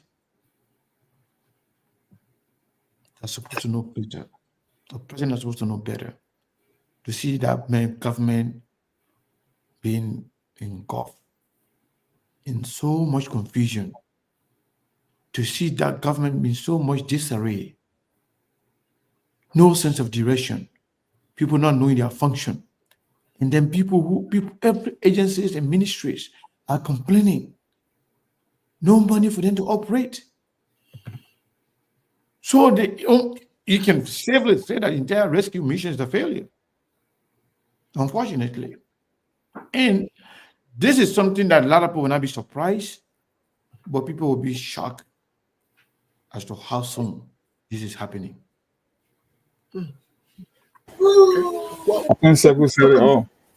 Before more comes in really quick, Massa Washington, one of the former commissioners for the TRC, this is what she wrote. The 100 days deliverable is cumbersome, overly ambitious. Most goals are unrealistic and unattainable under the time frame. Monk, what's it? I think she just read my mind because that's what we're about to say. Think about it, right? Say you are administering a public test and the test entails 100 questions with few instructions, few sentences for the instruction to guide the people taking the test as to what you expect of them. And the test was supposed to be administered for 1 hour. 42 minutes into the test, the student are yet to read the instruction. They even start attacking the question, just the instruction for the test. That's exactly what's happening here. To put it in layman, tending Liberia for our own money of who are not good in simple English like you, but that's exactly what it means. You gave a test with 100 questions that's supposed to last for 1 hour, and the students took almost 40 minutes, or like I said, 35 minutes reading only the instruction instead of answering the question. And these people want us to believe that they should be given $21 million to implement things that are unrealistic, like Master Washington said, that is unattainable looking at the time frame. If you are going to struggle 2 months to even form your own government, you want to give me 11 to 12 deliverables, and you can't even go half for one of the deliverables on that list. So, Sekou and Steve, I told you at the exact 100-day mark, we got a 100-day deliverable, yeah? We will ask for refund on SKTV. I think the Burger government will have to put the rest of the money back in the budget, because if you cannot even give up 50% of your deliverable and you want to appropriate $21 million of taxpayer fund, the Liberian should ask for a refund. What are Ilola Chairman Musa ability is here. Okay, is here, right? Okay, yeah. Let the chairman come on. Steve, ask for a refund. Yeah. We'll go over the deliverable. Yes. Yeah, most definitely so. Chairman, I don't know if you're situated. I don't know if you're situated. You like Chairman still breaking fast. No, I'm okay. I can see the not chewing more. And me, it's just 2 p.m. I mean 12 p.m. here. You chew your mouth. Me, it's too early for me. I'm jealous. I want to go problem there now. But Chairman, welcome back to SKTV. And how is the fast? How's the family? How's everything going so far? You're welcome, and thank you. And I welcome myself to solve a very tough question, as usual, and ambushes. Well, folks, we're in conversation with Chairman Musa Ability. I'd like to pick up from where Monk started off. We want to get straight into the conversation here. Chairman, most recently, we saw you and others on pictures that you showed to the world or to the public via your social media feed and other places that you showed encyclopedia. You showed, I don't know, members of UNICO. You guys were in a meeting or this or whatever it is. Chairman, do you mind informing me about what's that whole meeting about, UNICO, and what's going on? No, the night before, we actually had a queen contest where, queens from the 9th district converged at in our district, District 7, and there was a contest. District 7 won the contest, and I think that the guys just decided to pass by and pay courtesy call. Was not, Okay. And to say thank you. Okay, pass by and pay courtesy call. Chairman, let me ask you I don't want to say a political question, but let me ask you a question that's politically driven or one of the hottest conversations going on in the country right now as we speak. Did you receive any voucher, as Yeka Koluba did, from the Coons Black, considering you were one of the people that supported Coons' venture for the speakership? Did you receive any voucher, first of all? Did you receive any incentive from the Coon or Unity Party-led government? Well, two things. One, I'm actually just coming, literally just arrived from my district. I've heard about this this voucher. So far, I've heard from one representative so far. So I have absolutely on anything, and I would like to tomorrow. I guess I will find out tomorrow. But at this moment, no. So on the record, you're saying that you have not received any voucher. Did you receive any call, any kind of information regarding this from whether it's school or Representative Toll from District 8 in Monserrado County about this whole thing? Not yet. Not yet. Okay. That's the voice of Chairman Representative Musa Bedede from Nima County. Chairman, quickly before the rest of the team comes on to ask you a question, let me ask you this, another political question. 90 days deliverable. When other people might go into the details, we're at 62 days of the 100 days deliverable of the Liberian government, of which you are part. What say you so far? What are and you already gave money for this 100 days deliverable. What say you so far? You think you can deliver to the Liberian people? Well, as far as the House of Representatives concerned, I'm very proud. I'm happy we are on course. The thing for which we came to do, we're doing it. I see nothing. There's one big hole in it. I'm hoping within a 100 days we can achieve that, which is to approve an audit of the previous legislature. But other than that, at the end of the day, we are robust. We're doing what we have to do. We're stable. We don't have any crisis. We don't have leadership issue. So the purpose for which we were elected, we're doing that. Okay. The purpose for which you were elected, you're doing that. Sekou will come on because I know Sekou will come from the political side of things here. But let's bring Monk to, because we got to soften the ground for the chairman. We don't want to scare the chairman away. So that is soft ground, yeah? Yeah, we just don't run away. It is the soft ground. That is soft one there because you know what got to be here. Yeah, we don't want me or chairman. Yeah, but Monk, go ahead, please. You don't know me. Yeah, what's up, chairman? What's up, Chairman? Hi, welcome to the show again. For me, I'm going to start the ball rolling on this whole issue. I guess you were one of the lawmakers that objected to this whole request that were made by the Buck administration to keep the government running. The money that they requested for, I think you voted against that, if I'm not mistaken, right? You were on the record for voting against. The 41 million? The 41 million, yeah. And the 100-day deliverable also part of that 41 million because it came in twofold.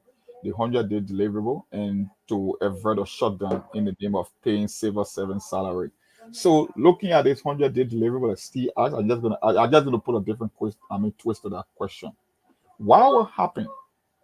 What action do we expect if at all the executive failed to meet even 50% of those deliverables, knowing fully well that taxpayers are going to be the one funding that project? What will be the next course of action? Well, first, Monk, if you allot money for something which is the work of the legislature, it doesn't. If that thing is not done, it doesn't necessarily mean that money has been misused. So it could be administrative lapses, it could be bureaucratic lapses, it could be inefficiency. It could be a lot of things, but as the legislature, we do have a reporting period, and Indeed. that is every 90 days. So that's once the 90 days is over, we will have the chance to call for an evaluation because the executive told us that they needed certain money for 90 days. We'll call for that report. I will assume that it would be good and responsible on the part of the executive to submit a report without us, asking for it. Because under the PFM law, the executive has to be reporting to the legislature every quarter. And even though that has not been enforced in the past, this legislature is going to enforce that. The House of Representatives is going to enforce that. Yeah, I think you answered that. Oh, sorry. Go ahead, Chairman. Yeah, go ahead. I think it's okay. No, I think you answered that question brilliantly because that's why we're heading with that question in terms of oversight, because you have oversight responsibility. And it was one of the many reasons that you objected to that particular amount that was requested. So if they are going to give a performance review, then within that 90 days, like you said, according to the PFM law, they need to. I just wanted, that's why I said, what would be the next course of action? Because I know if you're going to make a request to the legislature for such an amount, you have to give them a report. But I think you answered the question perfectly in terms of on oversight responsibility. So we'll be expecting to hear from you guys when it comes to evaluation and performance review, because $21 million is not like, look, we're from one of the poorest countries in the world. You can't just be requesting money like it's thousands. We're talking about millions. So we'll be looking up to you guys as well, and especially you, because you try to set some new standard when it comes to governance and the way you conduct business at the district level. So we'll be looking up to you, because the very same reason you rejected that request should be the reason we expect you to conduct oversight. So thanks for answering the question. Yeah, I mean, it would be a misrepresentation. It would be a violation if you ask for money for a particular purpose and then you don't effect that purpose, and the purpose had time on it. So we're gonna have to reappropriate that money, because if it is not used for that purpose and that purpose was time bound, then the legislature will have to reappropriate that money to something else. It means that the 100 days fail, and if it fails, the executive does not have the power to use that money beyond the 100 days. Because we have to be very clear. It's going to be a slow process, but we have to build a country where leaders have to be held accountable for the representation they make. So for me, you at the end of 90 days, 100 days, either you show us the performance or you show us the money. And if you show the money, you cannot say, you do not have the power to say, oh, I couldn't use this money for the 100 days, but I can use it. No. That is not acceptable. So we're looking forward to the end of the 100 days, and the legislature is going to review it. Thanks. Indeed. That's the procedure right there. You show off the work or you show off the money. If you cannot show off the work, then you have to reallocate the funds that were given for that project. That's good. That's how it's supposed to be anyway. Thank Go you. ahead, Steve. Yes, Sekou, is up to you, please. Thank you. Mr. Chairman, welcome again to SKTV. I want to say thank you. Even though you came late, but at least you made it. No, Sekou, no, Sekou, for the purpose of the public, as a Ramadan day, I call you 3 hours before this program and say I will not make it because I have to break my fast. And so you say you'll be about 7:30. I said I was coming 7:30, so no, I followed. So you keep 7:30? Yes. Look at the time. Okay, but then you're good. Yeah. Okay, 7:30. I got in on the dot. Check the time I've been here. Yes. Okay, no problem. Thank you. But I said that you were going to. Before you came, I announced that you're going to be a little late because of you were traveling. I told the people. I informed the public. Exactly. I literally just got off the car. So you already started getting defensive. I don't even ask my question. You. Yeah, I ready for you. Show me that he's ready. But Mr. Chairman, thank you so much for coming. And again, I want to say kudos to you for responding to our call every day, every time we call you.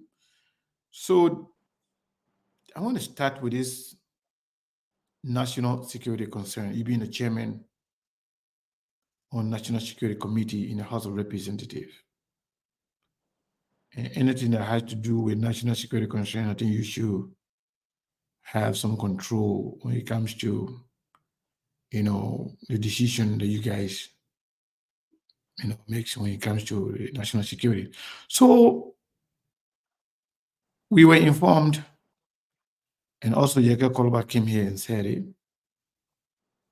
We broke the news previously, 2 days before Yaga came here, that some members of the government and some within the inner circle of the president, making recruitment, sending people to some agencies, security apparatus, without going through the proper channel, through proper, recruitment process to bring the people on board, getting random people and then putting uniform on them in some agencies. That's number one national security concern. And if it can be proven that some of those people that they were actually assigned with Yeke Kolba, and Yeke Kolba suspected that those people, they were contacted and they were also tapped to harm him, reason for which he released them, he fired them. And 2 weeks later or 3 weeks later, he said those people are in uniform with some of the agencies.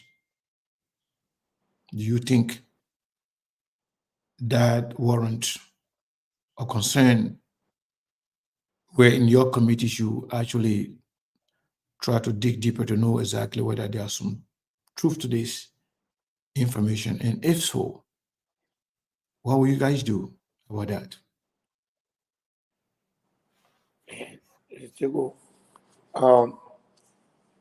As a lawmaker,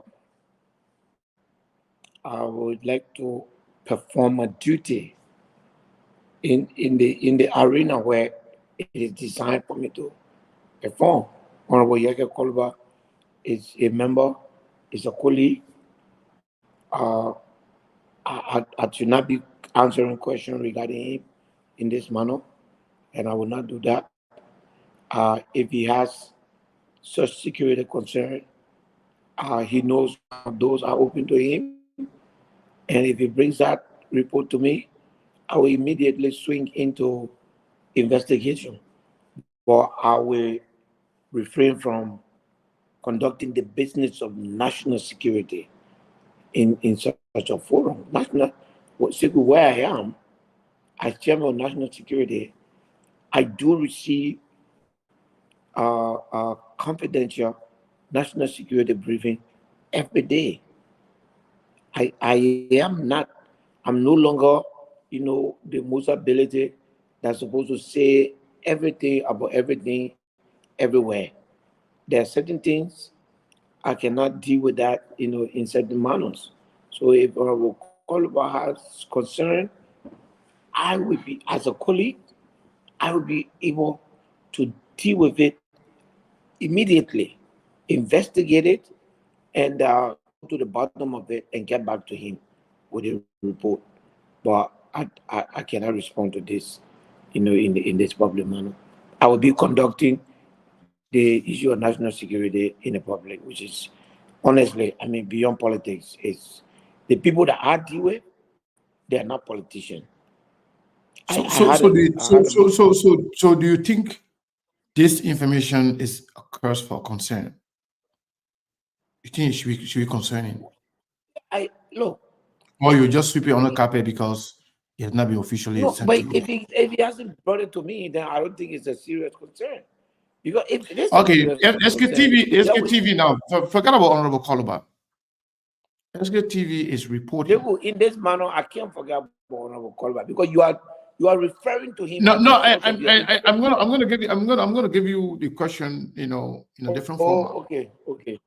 Honorable, forgetting about Honorable Kolba, but SKTV reported. Yeah. Then when we got the information, mm-hmm. we contacted some of the agencies mm-hmm. on this matter. It was confirmed that some of the people that were mentioned, they were actually in uniform without any proper training. SKTV can safely confirm that. In fact, we did not just stop just at asking questions. We send picture evidence, proof those individuals, and it was confirmed, yes, this person is with us. But we are not, we are not doing the actual recruitment yet, but we got to that point, maybe who will stay, but who will go. To accept alone that you're having random people recruited, discharging the functions of national security without going through proper channels, should that be a concern to you? Well, first you have to define what the proper channel is. If there's an agency, and every agency has authority to recruit. The police director can authorize recruitment of new officers. Absolutely. The NSA director, the EPS, the immigration, the LDA, they all have authority to recruit. If you tell me that yesterday there was a guy that was,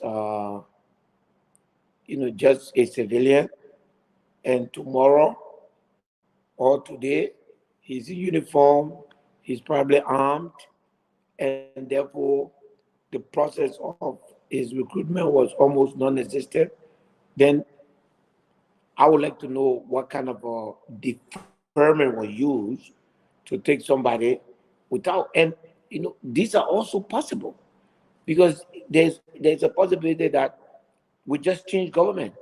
There's a possibility that officers, lay down their arm, say they cannot bear the condition that they were in. It's possible that some officers were pushed out of the system, and so they were doing private stuff, and now another government has come, and their services are still needed, and then they are called back into service. I remember how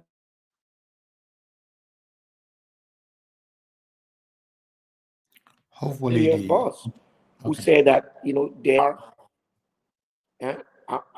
Did I go off? Yeah, you went. It was kind of frozen for a second, but go ahead.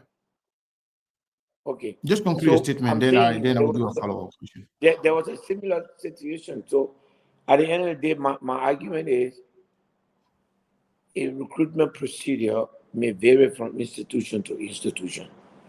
So if you bring that kind of report to me and Segu, I would like to look at it, and then I will take it up with the appropriate institution and ask them questions and ask for a report on this. I think that's fair enough. I don't want to, force you to answer the way I want to hear what I want to hear, the way I want to, want you to respond. But with regards to the senior national security issue, Senator Prince Johnson, the senior senator of Nimba County, who is supposedly the godfather of Nimba County, and the political godfather, made a comment on radio, actually on Truth FM interview with Onyour Robert, stated that they were having meetings with former rebels, fighters, and other people should the War and Economic Crimes Court issue goes on. They will not sit by and allow anybody to grab them. For the fact that he said that we are having meetings, conversation in the back with former rebels with the intention to resist or to destabilize or to disrupt the War and Economic Crimes Court process. Do you see that as a national security concern? If so, do you think Senator Prince Johnson should answer some questions in that regard? I don't think he said that. That's what he said. We can play it. Yes, please. All right. You want to play before you respond to it? For me, yes, it's a serious issue. Uh, if you are telling me that Senator Johnson said he was having a meeting with the sole intent of causing disruption, He I would doesn't like have to to. say that. But what was the intent? He said, meetings been going on, conversations been going on. We have the largest presence or larger number of people, former fighters in our countries. And since this issue started, we have been having conversation. We will not sit back for anybody to come and arrest us. What does that mean to you? Does he have to say we will fight or we'll kill people? What if somebody tell you, Yes, because we are hearing S, Y, and Z, and we are having meeting with wall of fighters and other people? What is the purpose of that meeting? unless he says that will bring So you don't care about havoc. implication. No, let me answer the way unless he says we are meeting and we will bring war here, attempt to arrest us, or will bring armed insurrection if anybody attempt to arrest us. But at the end of the day, on the issue of national security, when people speak, and you know that the person does not have the capacity to cause a certain thing, a mere statement like we are having meeting. First of all, it is a fact that there are hundreds of or thousands of former fighters in Liberia. That's the fact. There's no secret about that. The second thing is, if we say that they're having meeting, I think if it was a journalist that was asking him, the journalist could have, what was the purpose of the meeting? What was the intent of the meeting?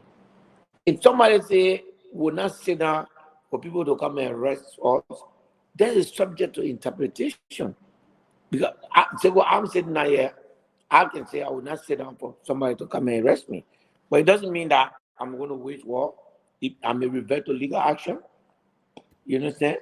To say I will go to court and stop anybody from arresting me. So for me, if anybody threatens the peace of this country, there will be I will have absolutely nothing to break for. I will condemn that person. And Senator Prince Johnson is not an exception to that. But he has to threaten the peace. In my mind, he has not threatened the peace. I have said, and I've said it in Nimba, that the whole war crime code thing, both those who are bringing it and Nimbayans are making it to look like this whole thing is about Nimba, and I think that is wrong. If you look at the war crime code and make it appear like it's about Prince Johnson, then you miss the mark. So let me say it again, and I've said it before. No one has been victimized by the war than Nimba. There's no other place where people die more than Nimba. And at the higher level, there's no other place where prominent citizens die than Nimba. So no one wants answer to those questions than Nimba. So, but if some Nimbayans, the way we are going about it to make it appear like the war crime is about us, that is wrong. And those who are behind the war crime code are also making it to appear like it's about Prince Johnson.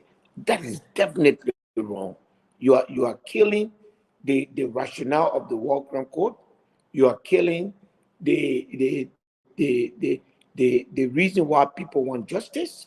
There was massacre in the Lutheran church. People want justice for that. There was massacre in Bakedu. People want justice for that. And there were massacre in as far back as Maryland. People want justice for that. All those places that I just named had nothing to do with Prince Johnson. So Okay. if you see the war crime, and and winning by it, I have to say, we need to stop making it to look like it's about us.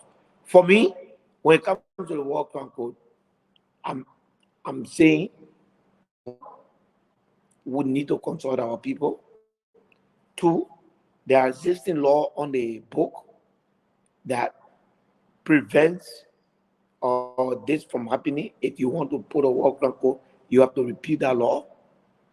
And then three,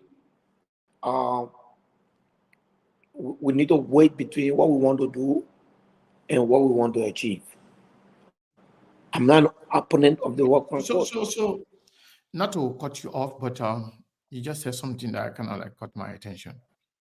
Um, my next question was going to go to the whole war crime code, because we saw the House of Representatives passing the resolution.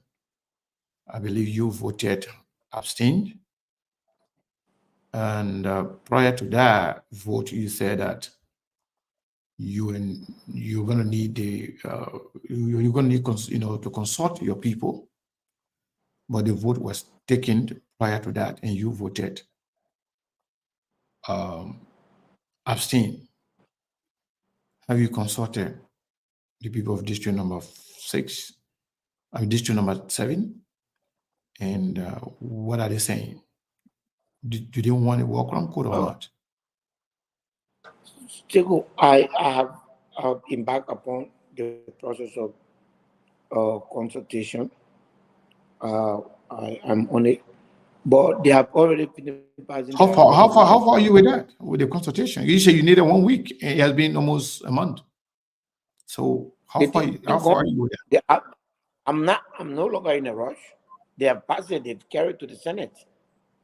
But you didn't care. You It's didn't no care to know how longer. you're thinking, because you voted abstained. Maybe the people, what people want, that could change your vote or your mindset about the whole I'm, thing. I'm, So I'm how currently. far are you? I started that already. I'm Okay. consulting the people.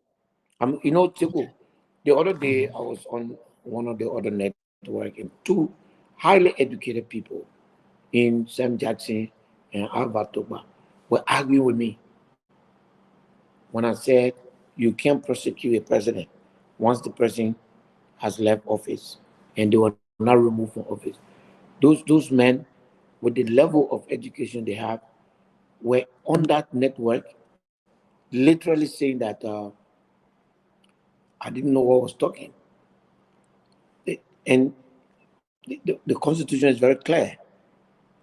And every time you read a Constitution or any document for that matter, and you have a confusion in your mind, go to what the framers was thinking.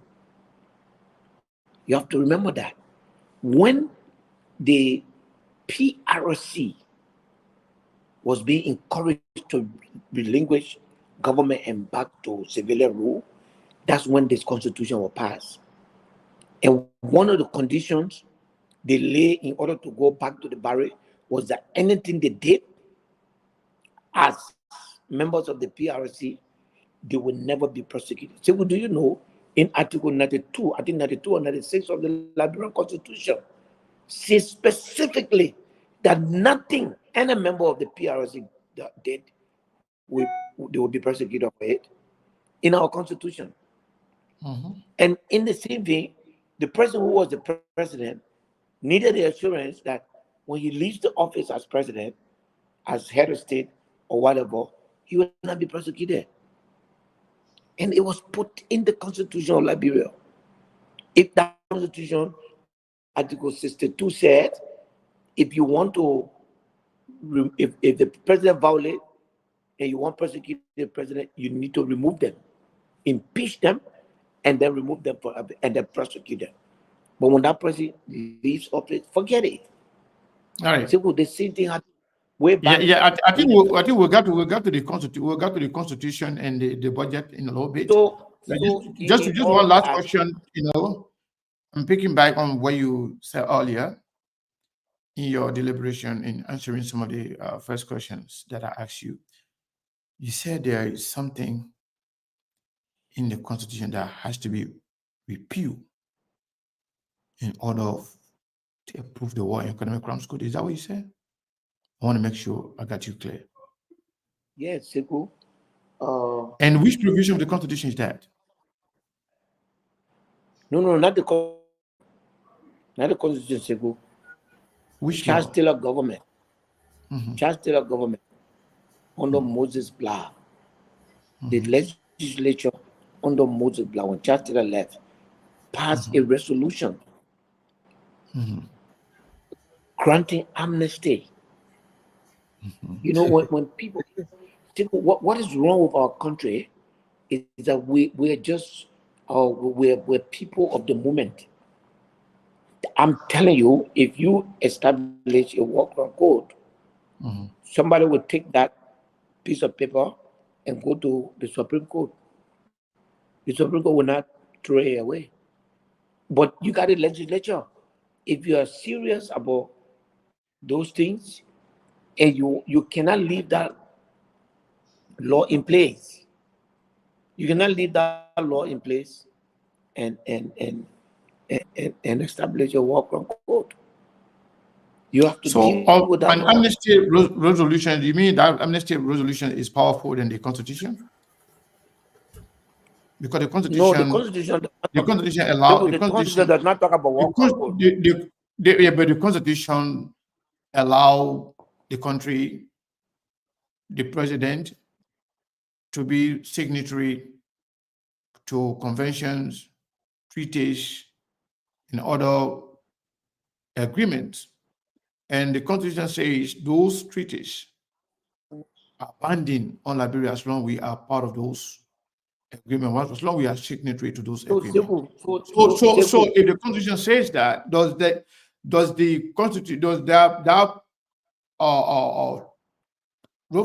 resolution you're talking about, does that abrogate the Constitution by saying because of this, amnesty law or amnesty resolution, the constitutional provision that says we are part of other treaties and conventions and agreements around the Committee of Nations, does that particular amnesty resolution somehow abrogate or dissolve that part of the Constitution?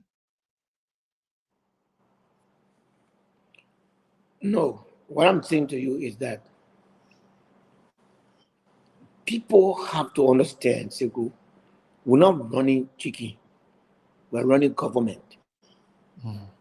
The Constitution, based on what you just told me, gives the president, give the country right to be part of treaties. So if that's the case, the Constitution gave the president the foreign policy authority. So therefore, if Liberia is part of a treaty already, do you need a legislature to open a war crime code? Let us think. If you want to open a war crime code, President Bwaga just need to ask the United Nations to open a war crime code. Because at the end of the day, the legislature cannot be the one to open it. Anything the legislature does is subject to the Liberian Constitution. This legislature has no power to establish any court that is more powerful than the Supreme Court. It's written, it's in our Constitution. But the president, relying on the protocol and the treaties Liberia is part of, can request the United Nations to evoke those treaties and open a war crime code. Okay, I think you already answered my question. Yeah, and I love this part, the last part. Because I love the last part. Maybe my colleagues will have. Steve, let me just conclude. Maybe my colleagues will have some follow-ups to make. But yes, but it's an important statement.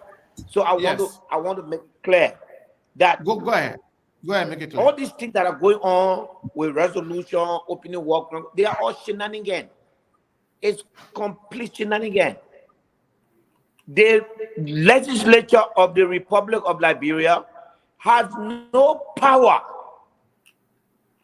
to establish any court whatsoever that is higher than the Supreme Court of Liberia. The power of the president, as far as enforcing peace treaties is concerned, is existing by he being the head of or the driver of our foreign policy. Therefore, President Walker can today evoke the Geneva Convention or the Rome Treaty and formally ask the United Nations to establish a working code. Why are they humbugging us? Because I want you to know. I want you to know this. The legislature of Liberia, don't let nobody fool you. Nobody can open any court in Liberia that will be higher than the Supreme Court. The Supreme Court you cannot be clear up, Mr. Chairman. We got you. Yes. You. Let me just thank you. But chairmanability, one thing is the whole objective of the let me say this, gentlemen. You know what? Let me just close on this. I think that the executive is not serious about anything. Exactly. They just want to put it on our head. Look, you don't need a legislature. If you want to open work plan code, go to a UN and ask the UN to open the work plan code. What are you talking here, so? Okay, Mr. Chairman, I think like I said, this last part of your answer kind of made my day. You are very clear. You are very clear, and you were very unequivocal in your statement.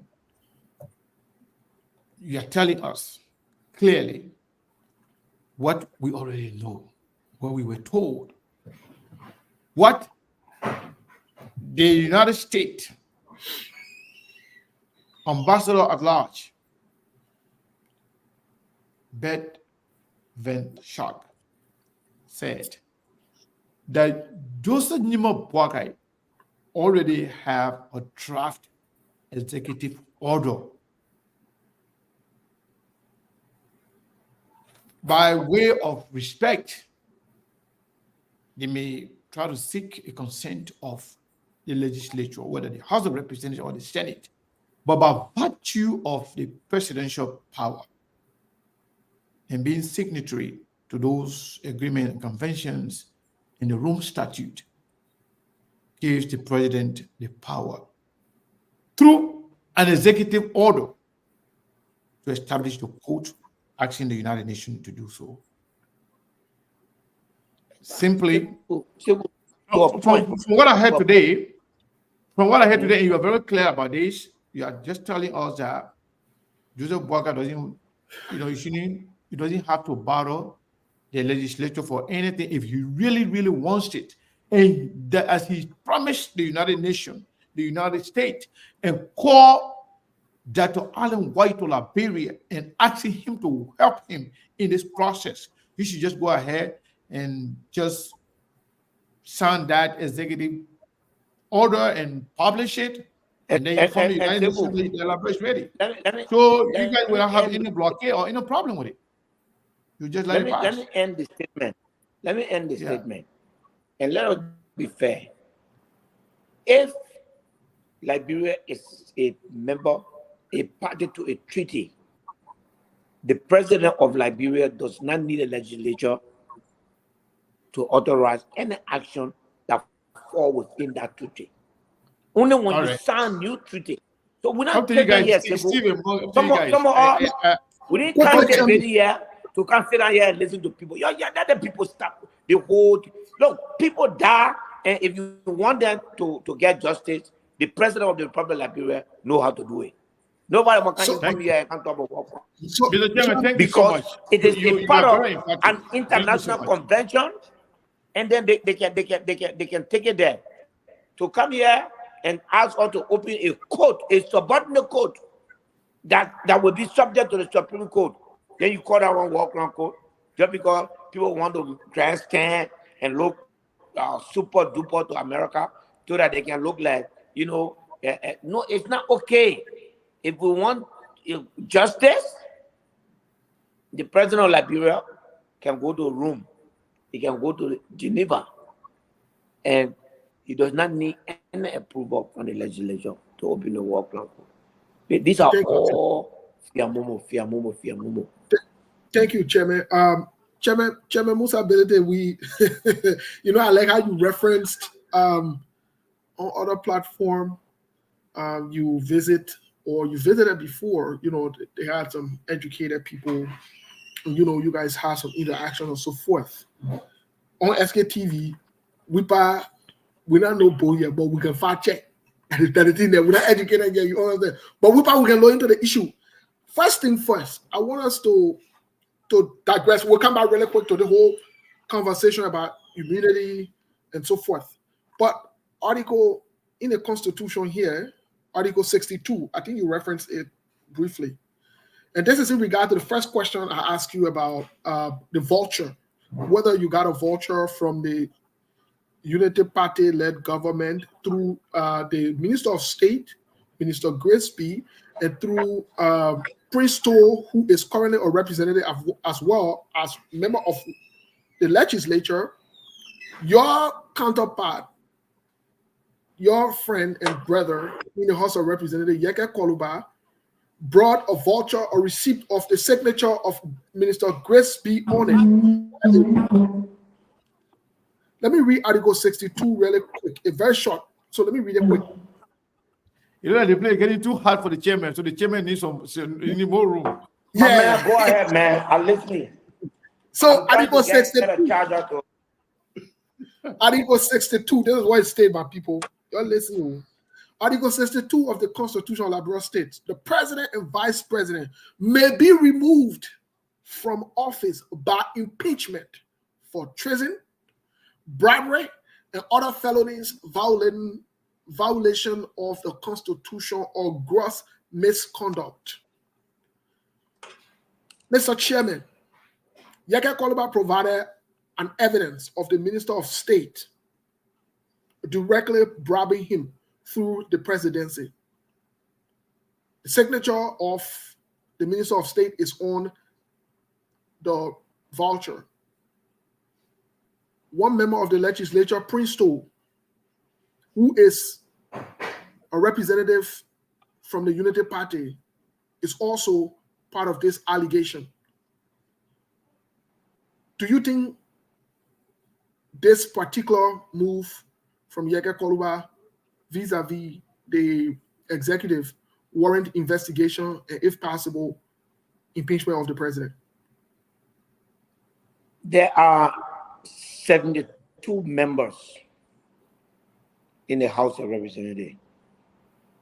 You can't bribe one person to take decision on behalf of the House of Representatives. If what Honorable Koluba shows up in the hands of maybe 20, 25 lawmakers, it will be an issue. And then we'll take it from there. But my brother, you can't bribe one person to commit that kind of thing. So the Honorable Yeke Koluba say what they wanted him to remove Baka for. And look, again, being a member of the House of Representatives, I don't easily find it easy to argue with a colleague in the public. But Steve, if you look at the trend and the heavy criticism that Honorable Yeke Koluba has been meting out against Joseph Boakai, his uncle, you would think almost immediately to say that Yeke would be the wrong person for anybody to use to plot against somebody. If Yeke has shown me a photo signed by the Minister of State and to say that they may give it to me so that I can shut my mouth, it makes sense. But what I'm hearing is that it was given to him and others to remove the speaker. Bossman, where I'm sitting down, I can tell you, there's no plot to remove Funatikova. Funatikova has done an excellent job as a speaker. I support him. I didn't vote for him, but he came here, he has done a good job. are supposed to, and there's no plan by anybody. Funati Kofa, Speaker Kofa, myself, and the leadership of the House of Representatives just met the president on Thursday to talk about the president's agenda, legislative relationship. That's not how you do it. I mean, if a foe to move in, will not be going now. So if maybe Yaga uncle gain money so they can stop costing him, then if that is public, then let's look at it that way. But I would like to see more before I can respond. So on the record, because on SKTV we like to keep people on record, especially you guys who are lawmakers. On the record, you are saying you are not aware of any plot. You are saying Yega is not saying the truth about the plot to remove the speaker. Is that what you're saying? Yes, there's no plot to remove Speaker Kofa. And if anybody trying to do that, I mean, if anybody's giving that information to the public, it's a disservice to the House of Representatives. And I'm telling you that where I sit, I'm not a member of the bloc that elected Kofa. I'm of the opposite bloc. I'm a ranking member. But I mean, I don't want to describe myself any further. I'm a ranking member. And I know there is nothing whatsoever in the House. But you know, Liberia is good at this. Even people who supporting Kofa, they would like for us to have war. Because for people, that's the way some people can survive. To say I'm a loyalist, I'm this, you know, it's crazy. So Steve, if you give me 1 minute, let me get charged up before my battery dies. Yes, you need to come out at 1 minute. Your time already comes on 1 minute. Yeah, because folks, the chairman is here. We're our next question is to. The good thing is we're not even get to the budget yet. Our next question is to push the chairman. The chairman has just admitted to the word and the Liberian people that the chairman says that there is no plot to remove the speaker. The chairman is also saying that what Yega said, because Yega was here yesterday, as you guys can recall, and what Yega said yesterday, and not true, there was no plan and there was no plot to do that. However, I want to take the chairman back to something really quick that one of the lines that is used in the House of Representatives. And we have the document here. So let the chairman come. Don't bring the document to him because we will not know both. So let me hear what the chairman got to say. But Monk, what say you so far? What do you think about the conversation? Well, it's a nice conversation, but I've been following the chairman religiously. I mean, looking at what he's saying. You know, the chairman is speaking like a typical politician. He leaves everything open-ended. He's telling us that there is no plot to remove the president, but he's saying if even there is a plot, that would be a disgrace. So technically, he's saying that, in my interpretation, will be the fact that Funati Kofa met the president doesn't negate the idea that there could be an impeachment plot. We all know why impeachment is horrible. Impeachment is mostly political. Even in the country that calls us the greatest democracy, we are sending on a couple of occasions here. Just because the chairman is not aware or he might not be in the know, it doesn't necessarily mean that there is no plot to remove Joseph Boakai. That's the first thing. No, but the chairman is not saying that he's not aware. The chairman is saying emphatically that Yega is asking the question to be clear on the record. The chairman is saying that Yega is not saying the truth. So that means that the chairman is aware from all angles that nothing has been plotted. In fact, he alluded to the fact that he is a ranking member. He is one of the leaders. And in fact, they even met with President Joseph. Well, you listen to the chairman follow-up statement. He said, even if there is a plot to remove the president, that would be a disgrace. That's what he followed up with. He said it. Okay. So it's open in it. Well, let us see how far we can go with the political statement, because the chairman looking for a room now because that is getting high. Okay, you're not catch politician. You're not going to get us straight. No, I'm trying to charge my phone. Okay, chairman, no problem. Charge it. We're not going nowhere. Yeah. By the way, chairman, thank you for coming back. Let me ask you this question because you alluded to this. How people from in the legislature, according to you, got immunity. That's what's been purported. That's what's been said by people in the House of Representatives. First of all, for the record, Chairman, the quote-unquote law or resolution that was crafted was crafted around the Judy Bryant's time, 2003, before they went to, it was crafted a long time after the presidency of President Charles Taylor. But here's an interesting part of that I want to read to you quick. And no, it's not. It's not. So when did they build it? When did it come out? It came on in 2003. Yes. Yes. And so that was after what Charter left the country, right? While we're getting ready for the 2005, 2006 it was during. This was Moses August 7. I'm looking at it right now. So during Moses Blah administration. Yeah, August 7, 2003. Yes. Yes. But I think that was Moses Blah. That time, yes. That's right. Yeah. So but that was a legitimate. That was not an interim government. Right. But let's sure, that was not an interim government. That was a sitting government, an elected government. In fact, yes. Moses Blah, for the record, was continuing or ending the presidency of President Charles Taylor when he left. So for the record for that. But let's get to what if this bill is valid, because your assertion was more in terms of the bill being valid and the bill. Listen to what it says here.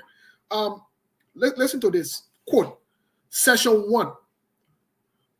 That from and immediately after the passage of this act, immunity is hereby granted from both civil and criminal proceedings against persons, officials of government, representatives, or warring factions and combatants. Warring faction or combatants within the jurisdiction. You're listening, within the jurisdiction of the Republic of Liberia for all acts or crimes committed by them during the 13 years and 8 months of civil war, covering from 1989 to August of 2003. Section 2. The act shall take effect immediately upon publication in handbill. Chairman Benedict, this is my question to you. The act shall take effect immediately upon publication in handbill. Was the act ever printed in handbill? If the law not, look, Steve, I'm not a lawyer. Yeah, I'm not in a position to be arguing for and against, crime against humanity. All I've said that even this whole immunity thing, right? Look, the national legislature does not have any power under our constitution to establish any code that is higher than the Supreme Court. If we want a war crime code, the Constitution has given the president the right to sign treaties and ask the legislature to ratify those treaties, and it becomes binding on Liberia. Mm-hmm. Therefore, as part of the Rome Treaty and the Geneva Convention, the president of Liberia has the power vested in him to establish a war crime code. He does not need anybody. Let nobody tell you that the president, some of us, they just want to spoil our name, make us to look like beaucoup man and this. I'm not going to allow that to happen. The truth of the matter is that President Bouaga today can, what did he do? This president Shelley asked the permission of the legislature to hand over Charles Taylor to sell your code. She did it in compliance with international law. Yes. Because she is the driver of foreign policy. What are you talking here? So if the president of Liberia wants to establish the war crime code today, he can invoke the Geneva Convention or the Rome Convention and then ask the people. But to come and say, hey, no, I will not be bullied by anybody. I will not do what I know I don't have the power to do. Thank you, Chairman. At this point in time, you cannot open any court. You cannot open any court that is outside of the Supreme Court. No way, Chief. No laws and make that possible in our country. Thank you, And, Chairman. you know, just to the Chairman's credit, we have to agree here. We have to agree here that the Chairman is right on the fact that this is solely on the executive. The President has all rights to do that. The President alone can do it. He does not need a House of Representatives and the Senate to do so. We have to agree. We also have to agree here. We have to establish the facts based on credit reporting from Front-Page Africa and our own research that we have been able to do.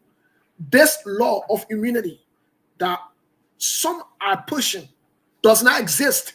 This bill was not printed in hand bill, so it does not take effect. It is not legal. It is not legitimate. They kept it under the rug so far.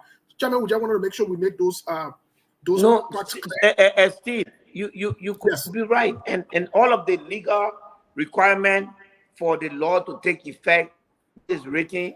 I believe what is written, that's what have to be enforced. But I'm saying, even assuming that there was no immunity law, my brother, you show me one law that gave the legislature the power to establish a court whose authority will be higher than that of the Supreme Court. No, it doesn't exist. It doesn't exist. Sure. So because people want work before, my brother, you have to be realistic. It's in the president's hand. Nobody will tell you anything else. You go ask the advocates. Most of the advocates for war crime code, they are lawyers. Let them tell you, say you can open a court to sit in this republic and convene in Liberia under Liberian law and not under the jurisdiction of the Supreme Court. Or let them ask themselves, the legislature, whether they have power to establish a court that will not answer to the Supreme Court. There's a common adage or maxim in law that says, as a court, before you start hearing any case, you must ask yourself whether you have jurisdiction.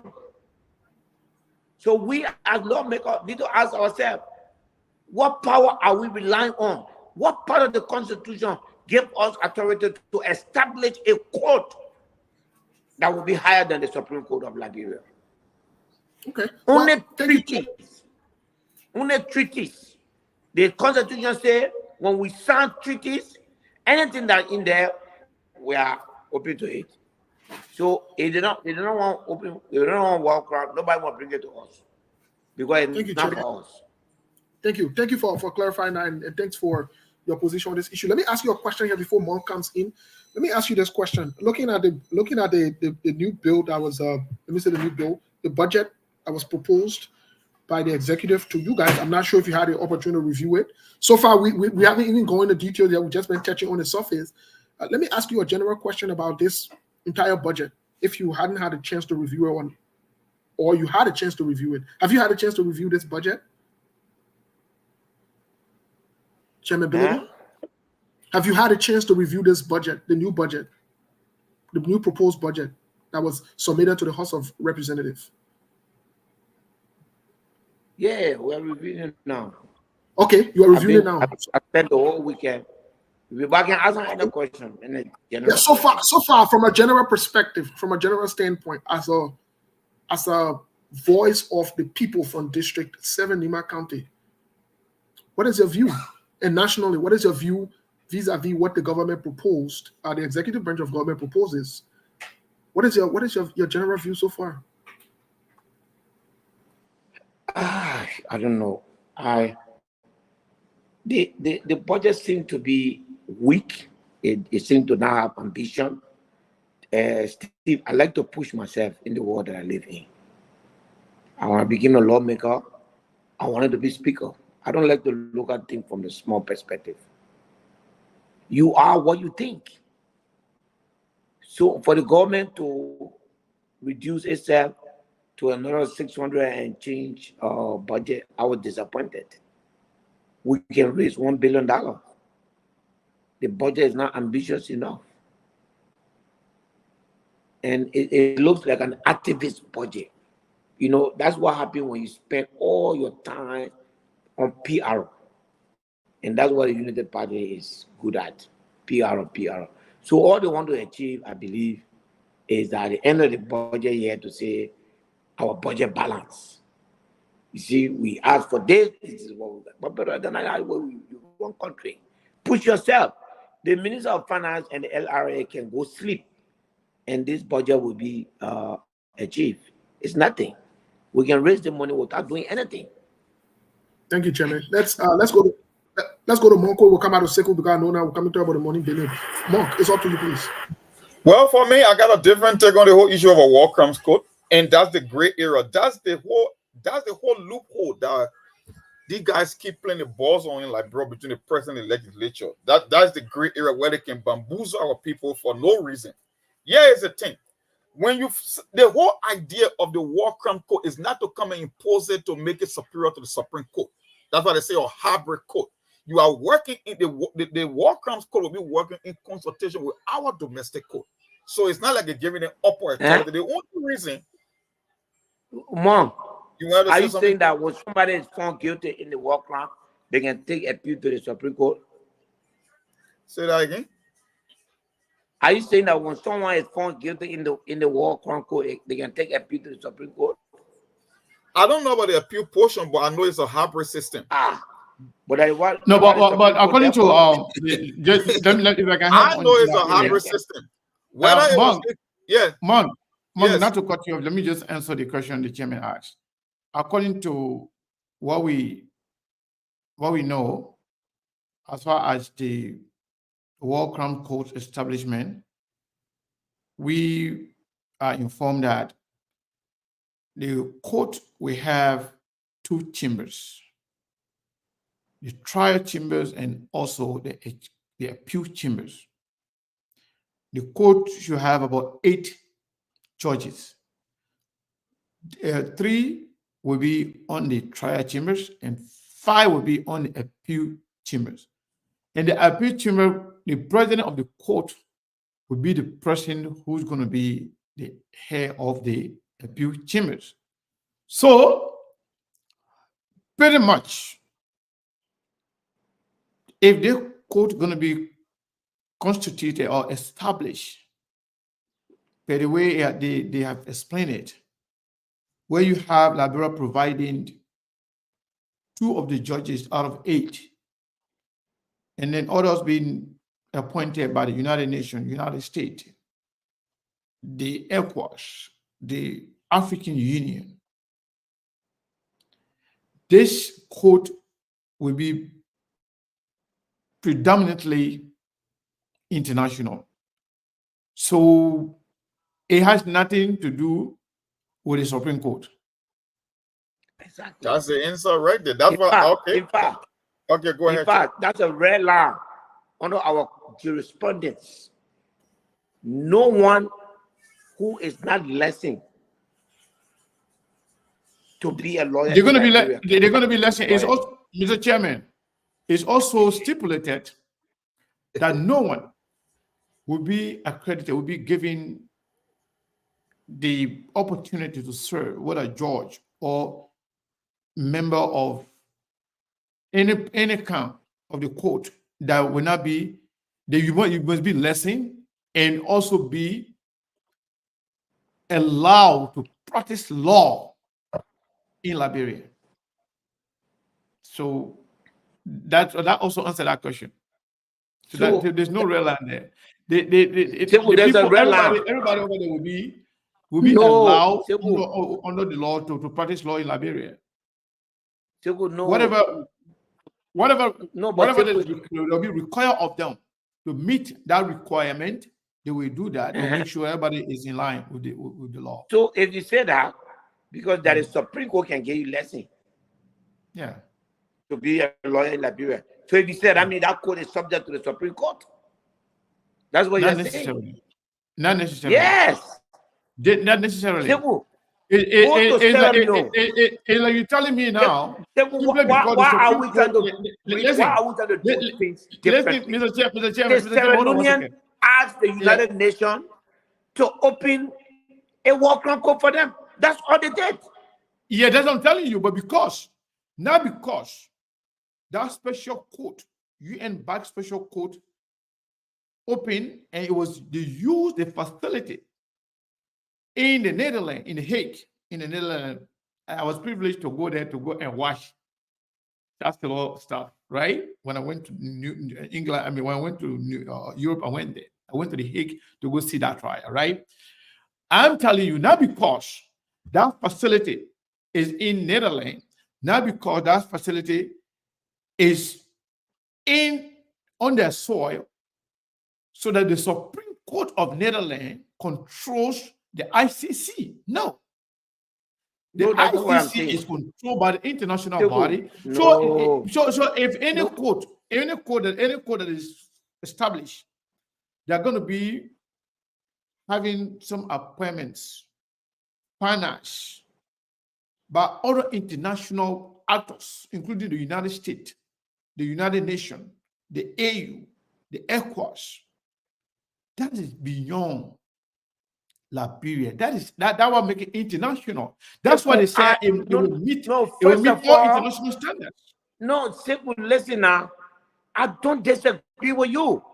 Okay. All I'm saying to you is that it is not the legislature that can create such code. I agree with Liberia is a signatory to a treaty that allows for such code to exist within your country, operated by international. The president of Liberia can invoke that, not the legislature. I agree with that too, 100%. Yeah, you're right. You're right over that. So now the ball is in President Joseph Boakar's court. So therefore, that code cannot be created by the legislature because it has no power to do so. He has the right to do so under the Constitution. Because we are already not to cut you. I will come in later. I just want to clarify some stuff. It's just like the budget. Once the legislature has ratified the Geneva and the Rome Convention, the president of the Republic of Liberia is the one that drafts. That's execution. Yeah. The legislature has already done its part. At the time that we became member of this convention, it was ratified by Liberia. That's the only work the legislature had to do. Yeah. The rest of the work now is you're telling me that the legislature already done their job. It's up to the president to do whatever he needs to do. Yes, I got you. Because the foreign policy of the country, the Constitution gave the president the exclusive right to conduct the foreign policy of the country. And this is a foreign policy matter. So I just Mong, I don't know. I want you to finish because I have some quick announcement to make, and then make the announcement. I can finish my point. I may send an announcement. Okay. So the announcement that we are making here, Mr. Chairman, not to cut you off or to stop this conversation, we receive a call from somewhere in Bon County, and they're going to be calling us back to give us more detail on the radio, because I wanted them to call in because I don't want it to be like just giving SKTV the information. I want people to give the information to the Liberian people. As far the fact that we are on the radio and one of the most powerful people in Liberia now on the radio, so the people are going to call. The information is that you remember during the campaign, Joseph Boakai, the then candidate, sent ferries, share ferries, donated. They say it was a donation in a lot of districts. So this district in Bon County, they had a ferry they were operating. During the campaign, one Maureen Newman came there and said that she was the head of Joseph Newman Boakai's foundation, that they are coming to take over the ferry. The ferry that was donated to the people. She said that Joseph Boakai sent her there as head of acting head of Joseph Nyimabwaka Foundation to come and take over the ferry. So the money they make from that time, she took the money to Banga, saying that they're going to use it for Joseph Nyimabwaka campaign. So now Joseph Nyimabwaka is president. Another person came there that Joseph Nyimabwaka sent that person there.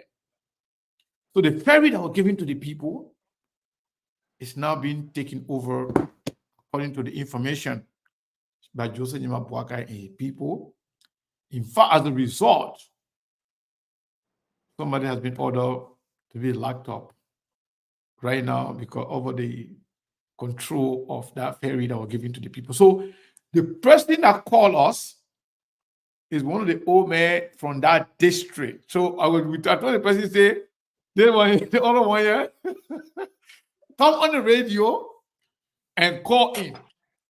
I say, I can tell you right now, Keme Musa ability is on, and a lot of people in Liberia, they are listening, especially from the presidency, they are listening. A lot of them listening. I know some of French are listening. So let it hear you from the house's mouth, not me. I'm just a messenger. But Monk, while we await the call, what happened? What do you make of that information? Well, I'm not so interested in that conversation when it comes to that ferry story. I will wait until they make that call so that they can confirm it here. But you know, it's politics. It's the same gamesmanship. Everything that is done like brain politics is gamesmanship. It's not done with what genuine interest. It's not like, and it won't be screens to me, especially with the individual involved. So we will wait for that caller. I was just focusing mostly on the chairman's point when it comes to so you can go ahead now. You want to make that announcement. When they call in, then we'll put them through. I keep saying on the show, every time an action is engaged into in Liberia, the people first take into consideration how they look at our people and how many of them are able to interpret these kind of complicated issues. That's why I believe we are not short on the ideas about the issue of the War in Economic Crimes Party, who has the power to draft that. We all know the president drafted the foreign policy agenda. Look, whether it was Kosovo, whether it was Sierra Leone, whether it was Rwanda or any other war crime tribunal, it was the entire government, including the legislature. We know that portion of it. Steve, we talking on the show before. We perused on the idea of the whole thing about this amnesty that he got granted himself. You remember? I think Steve just made mention about that whole Accra call. Look, let me tell you, the very same reason the TRC took the constitution to give themselves leverage was the very same reason those lawmakers, don't forget that it was a resolution, not a law, that the mistake they made. And the resolution is not bounded by law. It's just a sentiment within the legislature as to where they stand on an issue. There was never a hand printed. Right. We all know that part. It was just a resolution. So they screwed themselves over on that part. It was a resolution. So they can't even use it for to bring a war crime code. My thing here is their whole idea that, you know, if Baga in Sunday, who so Sunday, no, that's the gamemanship aspect. They know the procedure. They know that when you sign up for international treaties or law, it's not that the war crimes code is trying to be a superior code to our Supreme Court. No, that's what they say is a hybrid system. We're working side by side with other international partners, whether it's the OAU, whether it's the AU or the ECOWAS and everybody that make up that particular code. The thing here is that gray area, and who is trying to leverage the gray area, because that is how you kill the idea of war crime.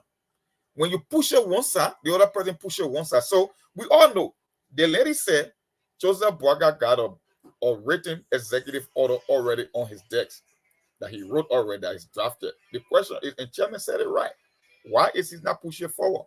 If we believe that it should come from both sides, then let the executive play their part.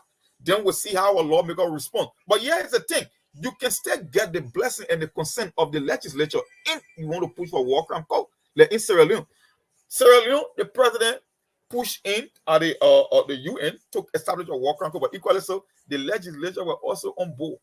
In our case, it's the complete opposite, especially from the upper house. That's why I keep saying there's an inclination from the upper house that they are now willing to push the war crimes code. And matter of fact, I said it even in the lower house, because the people carry on their own statistic. They were like, this thing is overwhelming. But I told you 57. I don't think numerically is something overwhelming. So there are people even in the lower house that are opposed to the idea. The question is, we cannot keep playing balls or game with this whole thing of a war crimes code.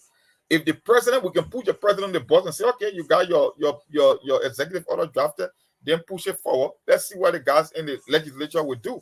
But the whole technicality about which one is supreme, which one is not supreme, whether you can go and appeal to one court or another, no, we all know the rules, we all know the games. My thing here is, I think this is where the politics come into it, whether it's about gaining favor from people that oppose it or trying to protect. I mean, that's just how I see it. But we all know the international standards and rules when it comes to establishing war crimes code.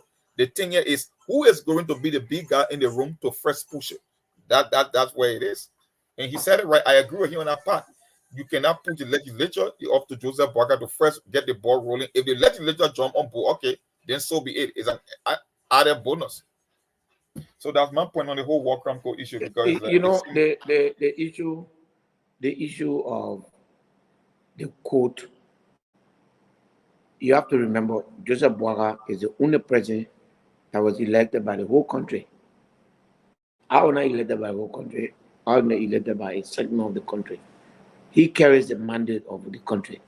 That's what the Constitution gives him the power, to do these things. The point I'm making is that if you look at the record, and based on what I know about the establishment of the code, everything that is happening right now, everybody just kicking the can down the road. Just kicking the can down the road. Everybody kicking the can down the road. So, Mr. Chairman, do you care? Because since we're on the radio, we wouldn't have about maybe less than 10 minutes, because I want us to make sure we don't go over a certain time. We don't want to, something the radio people. And so I want to, the call that I was talking about is called, you guys, do I have your permission to take this call so we can hear from these people? Because this is very important. They wanted to make this call while we're on the radio. Maybe the chairman will have something to say about it. If not, the Liberian people can just listen to it and see what they can do about it. So, Robert? Yeah? So what was your name and the full name again? S. Robert Davis Sr., the chief of Elementary Chief of Sunday District, Lower Bond County. All right. What happened? What's the reason for the call today? The reason for the call today, President Boakai, at the time when he was Vice President in 2017, he delivered Ferry to us. And then since that time, he has not come on the 2023 when Maureen came and said that there was a noise with the ferry to call her there. So they were taking over. That was going on, but we are not benefiting anything from there. Even during the campaign time, the guy that put that joint out, he took the money to carry them to use it for campaign purpose. For quite recent time, February 10, the elected representative fully formally called for government planning meeting in Saturday headquarters. We went there for that. And people came out with differences that talked about the river crossing points, the towers, community towers and Buzol, people doing peso and people doing mining, where they know where the district benefiting. But then they talk about the ferry, how people have been taking the ferry over. Presently, it's in the care of the Joseph Boakai Foundation. So after that meeting, we left from there. I told them about Joya, who working for the foundation there. So when we left from there, Joya, when people were working hard, hijacked the place from them, because we told them that we never wanted him. They had a Luzon officer who was cash at David, went there to the community, put the law where he said the foundation should change you. He didn't allow to change him without our consent. He put different person there. And we asked the person to carry back, he did. So that we, after the meeting, the district meeting, so I took the play over. The committee that sent there, we went there to inquire. He said he got direct people from the president's office. Okay? So after we dealt with him, we do not do him, he went and sued me to the Nigeria court in Sanoye. He said, I'm taking the ferry for myself with two other boys. That's according to what written on the rate, is he said 100,000, 1 million. That's the wrote on the rate. So that what I got. So he sued me for that. Then Why when he sued me, he said for me, I went more I told him. He talked with the magistrate said, the kids were planning for Thursday, and I went more when they talked to him. Magistrate, yeah, they may not have to buy the suit and have a representative for the district. So for that reason, I want you to please talk to him, the clan chief, the general clan chief, the elder, they are all here. Then he come there. The magistrate never said no, he accepted it. My surprise on Thursday, in the day, he sent a writ of contempt against me. He went to the prosecutor, I was not there. Then he sent Joy out to go and recontrol the place. So there was something that happened in King George. The representative went there. When he came with Joy, he called a magistrate. He said, but all magistrate, I couldn't get a lawyer if you didn't accept my request to send a man there. So they didn't stay there. They go on Sunday, last Sunday, I was sitting out to my house because they said 2 people know a PSU composed of 35 armed men. They never saw me. So they go on Sunday, they went there, the police commander, the county commander for Burkina Faso. He carried 17 well-armed men, PSU. They arrested me on Sunday. They took me to Banga. I called the representative, I told him, we are having a meeting with the president tomorrow by 11 o'clock. So they went there, they detained me. The next morning, my lawyer came and asked me Sunday. The case in court, if this is the same case I hear, they said it's very case, how can the case be good that the judge, the court did a document, the court for the man said no. So, but then it's an infringement. So Monday morning, I only saw the police commander, he came. He said, we're not going by Sunday again. He said, sheriff from Sunday to come to the place, to come take on the trail of Sunday.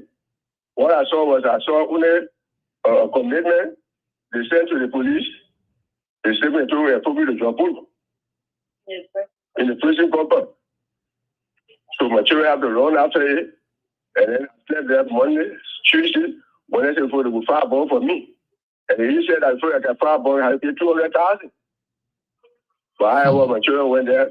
The total ready with me was something 31,000. Inside transportation. So they said the police message the medical.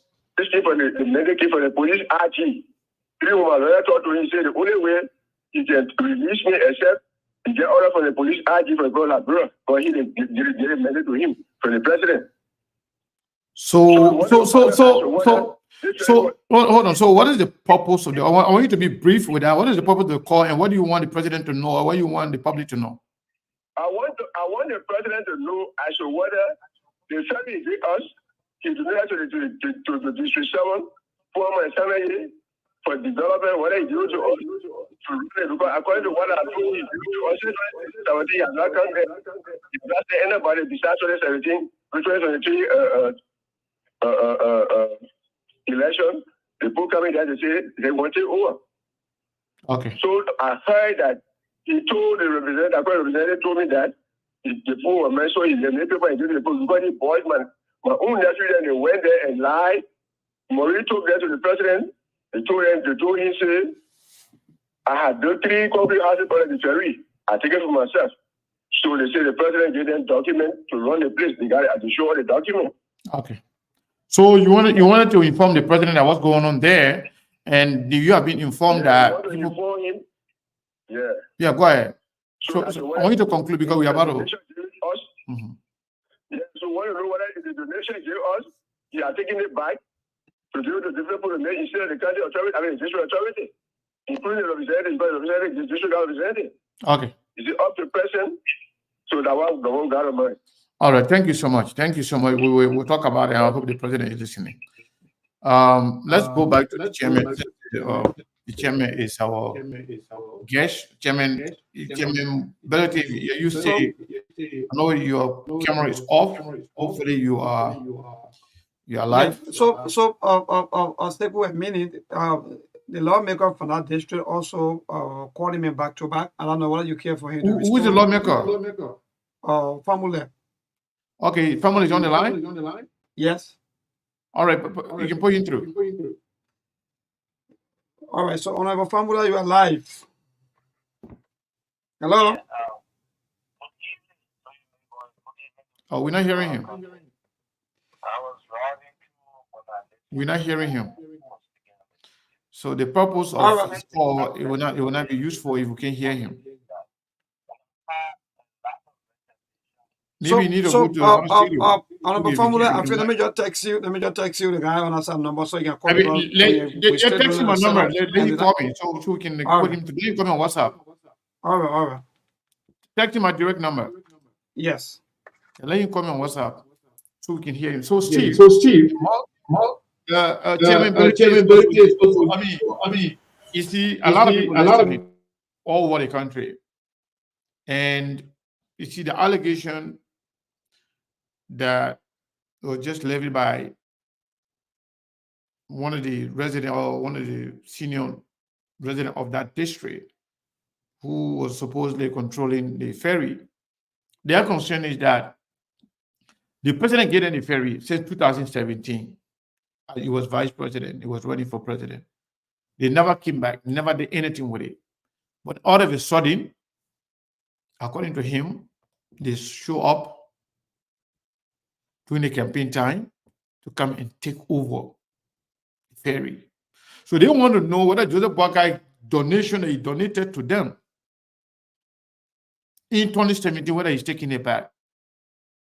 If Joseph Boakai to the president can confirm, whether through his office, as to whether or not he's the one that actually sent those people and order them to take the money and use it for their campaign. I'm not sure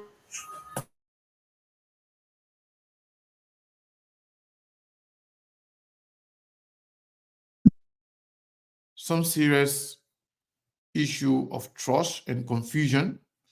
I think it was based on some of these ferries and donations that the president, then candidate Joseph Boakai, did for the people. They voted for them, for him. So if, I think they should have known better before even the mayor was elected. If the mayor gave it to you, 2017. Now, 2023, they sent somebody to come and take over it. Instead, when you voted for the man. So that one, then, is jump on, For me, I know the old man will give that ferry. It was campaign time. You can talk about the politics of it. It's been since 2017. Yeah. I don't believe Joseph Boakai would be aware of something like that going on. I just believe some disgruntled element believe that now that they are in power, they can go and bully people. Why would Joseph Boakai give a ferry to a district since 2017 and then send people to go and get it? They make and then somebody coming by and say they are Joseph Boakai Foundation. Yeah, it's some greedy person. And then taking the money, 400,000 of Liberian dollars. You say taking it to Banga for your campaign. That ain't right there. Somebody doing it. Yeah, I'm not sure if the president, but coming on here right now, that would actually give them the opportunity for the president to hear it. Because I know most of the people here listening. And the guy that you mentioned, you just call him. Mr. Chairman. I think that there are more to this story than we just heard. Because I happen to have been with the president, the legislature, the leadership of the House of Representatives met the president on Thursday. Okay. And the thing he normally does is to crack some jokes, and then I invited him and I said, "Oh, Mr. President, in Nimba County, our people have this problem with this water. I remember you helped them, you give them a ferry, and that's what they were using to move them up and down. But now the ferry is, we built a bridge now."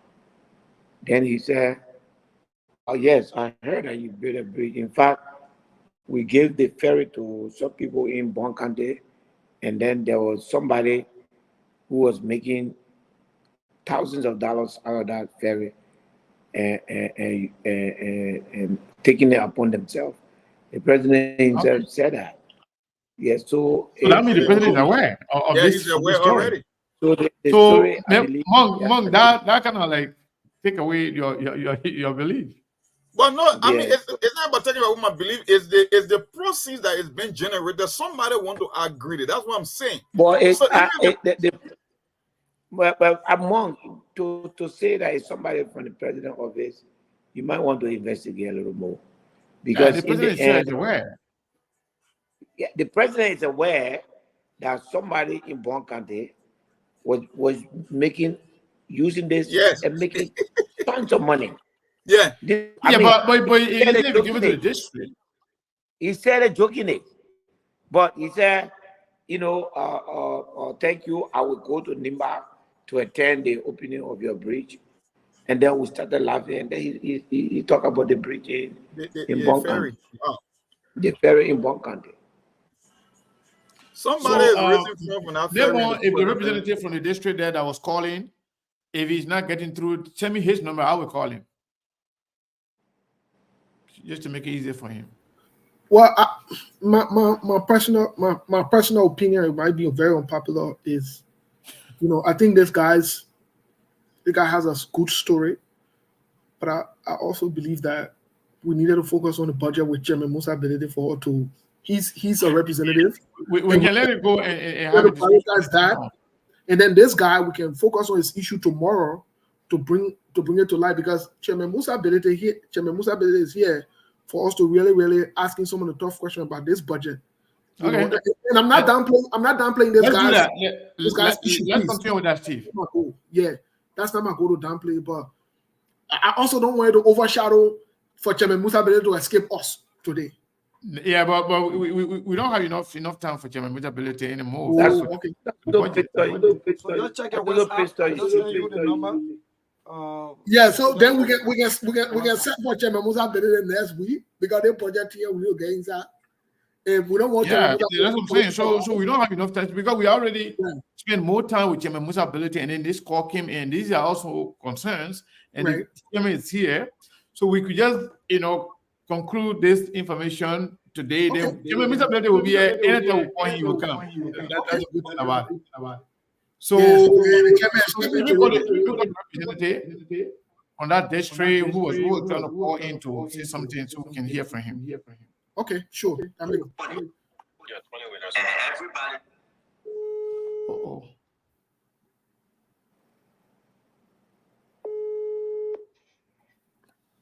Hello. Hey, how are you? I'm doing great. Are you the representative? For the family. For the family. How are you, sir? I'm doing great. You are live on SKTV. You were calling to clarify something? Yes, I wanted to provide some clarity, because sometimes when these kind of allegations are made and the clarities are not done, people will have only one side of the story. Okay. The issue that was being discussed by the over there is that President Joseph Boakai donated two ferry to former and Sanoi district on the same port that have been very helpful. But the local community and the leaders that have been managing that ferry, they have come to the attention of everyone that they have abused the resources generated from that ferry, and they have failed to get accountability. And that has raised serious concern.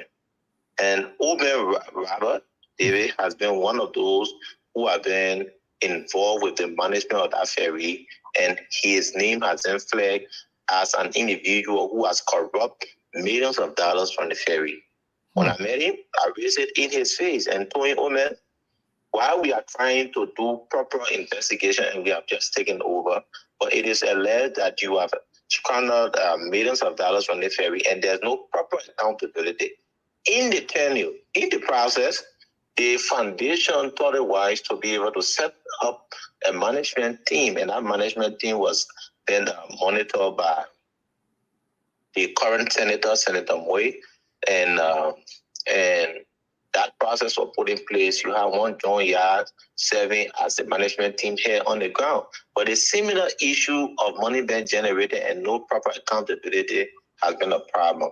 So when I took over, I had a meeting to have a stock of everything that has been unfolding in the district. As somebody, local revenue generating assets of the district should be used to provide scholarship for young people. As such, I invited all of them. Unfortunately, the other guy, John Yah, was not in the meeting, but what we set up was to set up a team from the former side and the Sanari side to understand what was unfolding. And it was established in that meeting that thousands of dollars, over $300,000 to $400,000 is being raised every month from that ferry that was given to the district. So what we did was to reach out to the foundation that provided the ferry for the district. It is not that the president is taking the ferry back. The foundation has a concern that people who been managing the ferry cannot account for anything, and it has served as a confusion material in that part of the country. Every day, people are fighting on that ferry. They are fighting on the resources they're generated, and as such, you cannot have a clear understanding of what is unfolding. So I went back to the president, and I had a meeting with the president, the foundation officials, and told them that as the new representative, I'm going in to be able to solve this problem, and the district will take over the full management of the ferry. And the team from the foundation said, hey, thank you. I think this is what we've been expecting, and this is what we wanted.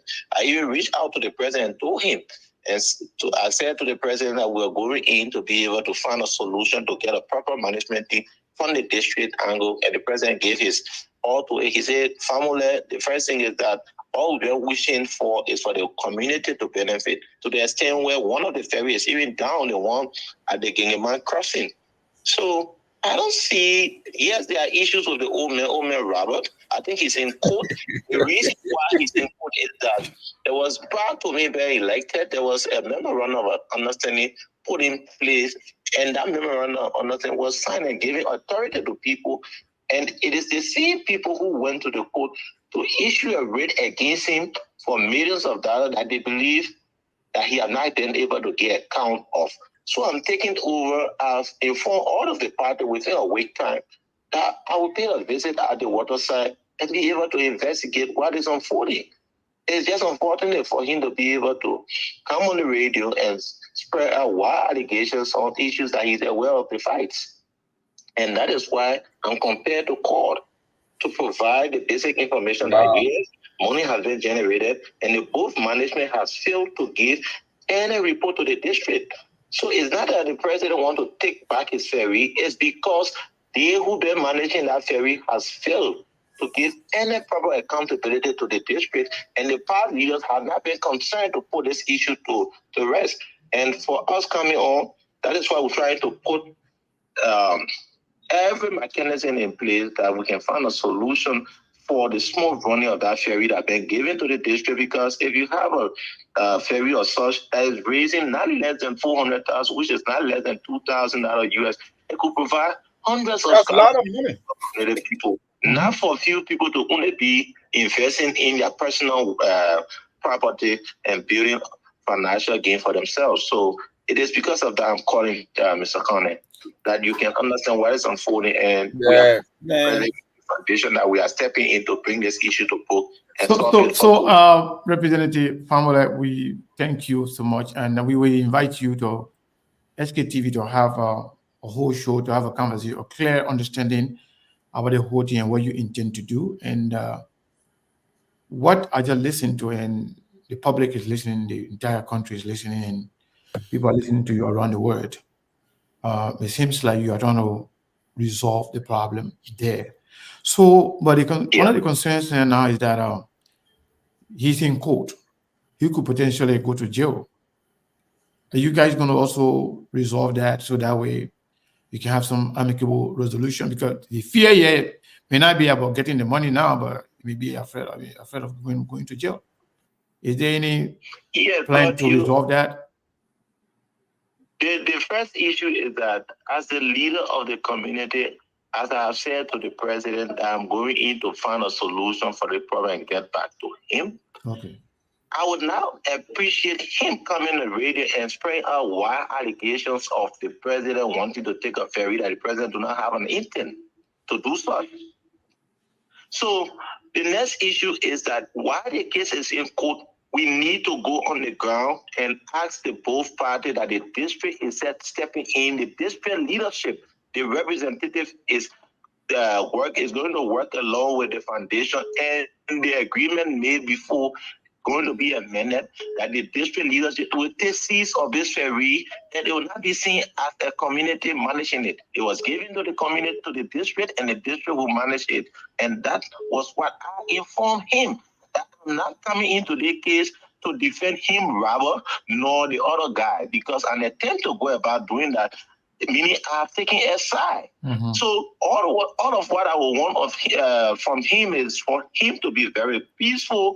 Quiet, let us go back into the district. I will call the joint yardmen, call all of the areas, that we can understand how much they have generated, who's been benefiting from this money, why they have failed to give proper accountability of what they have generated. This is the real meat of the matter. People have raised millions of dollars to the extent where former county officials has gone to that same crossing point and received millions of dollars from the same crossing point.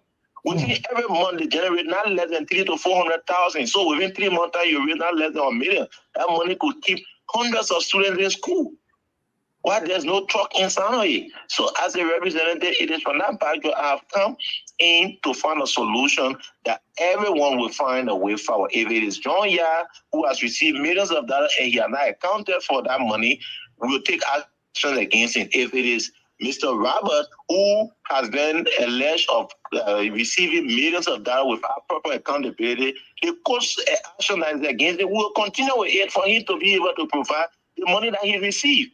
But he cannot come, he does not have the legitimacy to question the president as to whether the president wants to take his ferry back. It means he's leaving the real issue that we're trying to investigate who has received millions of dollars, where they have placed the money. Take for example, if you're raising $1 million every year, every 3 months, it means within a year that you raise that less than $4 million. That ferry been there for 6 years, 4 times 6. 24. 16, 6, 5 is 20, 24. It means you have raised 24 million like Brenda in the past 6 years. Wow. Who has received that money?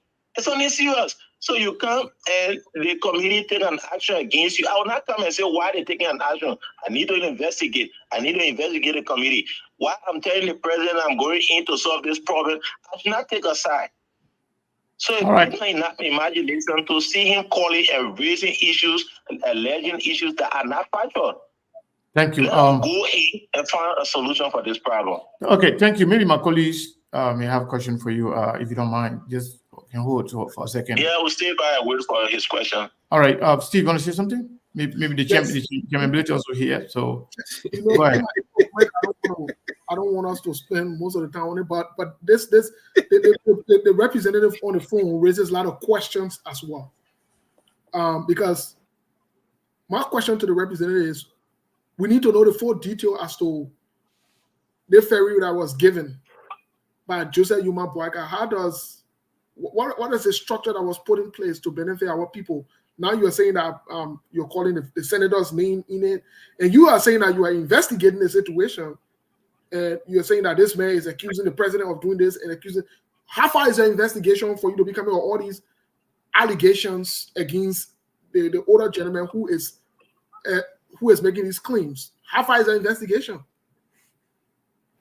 What I said, the senator, because I'm aware from information given me, was that the senator provided Zinc with additional money for school to be built from this. He provided Zinc additional to be on what has been raised at the ferry, at the area where the ferry is located, on an elementary school to be built in that location.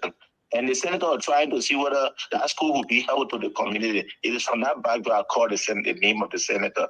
But the issue there is that my investigation has been able to take it to the foundation that provided the ferry to the president and understand his side, because the president is not taking the ferry back. The president is even saying the other ferry that has broken, that is more like damage, he's willing to fix it for the community because he gave it for the community to benefit.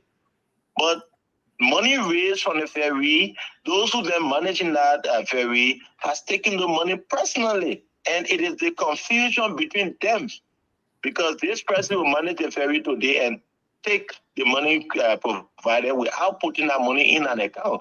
The money that was given, I think that there's an account from the information that has been provided to me. I think those information will be verified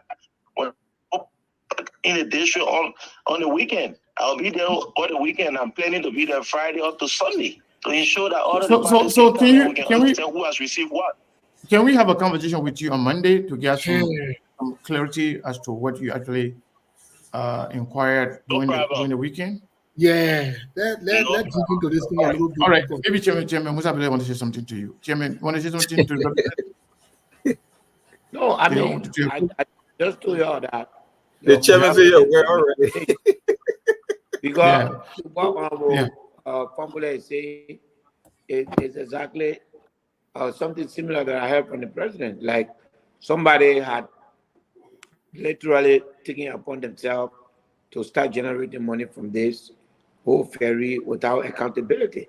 And the fact that the thing was donated by the vice president at the time, it doesn't mean that the community cannot use that thing to derive other benefit. Because even to continue to maintain it alone is money. So charging people, allowing people to pass back and forth, it was a good idea. It is a good idea. But the most important thing is that if there is someone in that revenue, there must be an accountability for it. For me, I don't need any follow investigation. The first caller, I just knew his story wasn't making sense. And that was the proper approach. It was donated through the foundation to the district. So they're going back to Caesar. It makes sense. That first caller, they just took away his cash cow. That's why I got off from his call. They were misusing funds generated from that ferry, and we guys are afraid to go to prison or pay back the people money. That's why I got off from that first caller. Okay. So, Representative Family, thank you so much for the call. We appreciate it. So we look forward to talking to you on Monday so we can have some clarity on this issue. But thank you so much for your call. Your money is for tomorrow? I mean, what do you say? Your money is tomorrow or the money after? When you're done with the investigation, just call us if we want to come on to make the clarity. Okay. You say you want to do it over the weekend. You mean the next weekend, correct? Yeah. Yeah. Yeah. So that means when you have done whatever you're supposed to do, just call us so we can have a conversation. And now this conversation has become a national issue. Other people are going to be reaching out to you that they want to go and make clarity, but you just make sure after whatever you got to do, let us know so we can have a conversation to get clarity as to what really happened. Yeah, I think he brought it at that level. So he's exposing a lot of things for himself. When you in court, people trying to find solution. If you are thinking anything, give it over to the community. We need to investigate. We will not raise allegations against you that we believe we do not have facts. So we need to go on the ground. And that's the reason why I'm not saying more, but I'm just constrained to call tonight because the way it was said, if the clarity was not put in place, a lot of people could go home thinking that what he was saying was the actual story. All right, yeah, especially the area where you clarify that the ferry was donated by the president, but through the foundation. Because I was kind of concerned how the foundation got involved in the middle of the whole thing, as opposed to when the foundation being actually donating it, on behalf of the president. But we just got that clarity. But whatever the case is, we will be very happy to have you on here next Monday when you have. Just call us, even on the weekend. Just make sure that when you got more information, for your investigation, the decision, and everything else, let us know. Then we'll make sure we bring you on here to clarify for the Liberian people in the world at large. Yeah. Okay. So thank you again. Thank you. Thank you. Appreciate it. So, Mr. Kane, I know we're talking about the ferry and so forth, but I beg you, let me ask Chairman Musa Bele one question. We will go now. Yeah, let me just ask Chairman Musa Bele one question. They be telling me, I beg you, let me ask the Chairman. What are the show finishing now? Because the question here. Okay, the Chairman said you ready. Yeah, Chairman, let me just ask you the one question, and I'm no, it's okay. The Chairman said he's ready for you. So for me, I'm done for the day. After the question, Chairman Musa Bele, we're talking about whether it's the ferry or whatever it is we're talking about, anything that will benefit our people. And we started the conversation with the budget. Briefly, you gave your view about the budget so far. I'm confused about something. The asset recovery team that Joseph Yoman Boakai put together or announced to the Liberian people without doing any kind of audit or anything. We on SKTV, from an independent standpoint, we have called on the president to do what is right, whether it's going through the proper channel or dissolving this asset recovery thing or recalling them and following the proper channel through the GAC or whatever it is, those legal authorized governance body that should be doing this work. Transparency International has done the same. Other key players and major actors in the country, stakeholders, they have done the same. Here we have Martin, Councillor Martin, is asking the Liberian pool for 1.9 million for the asset recovery team.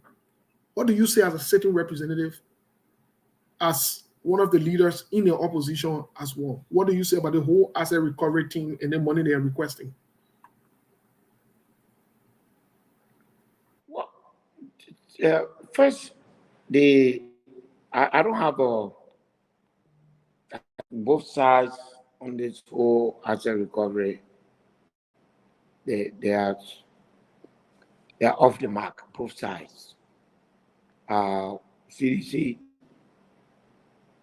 saying that the asset recovery should start from, I think what they say, 2011, right? It's not a valid point, even though it would have made sense, but it's not a valid point. And the reason is, CDC, you as a government, you abdicated that responsibility.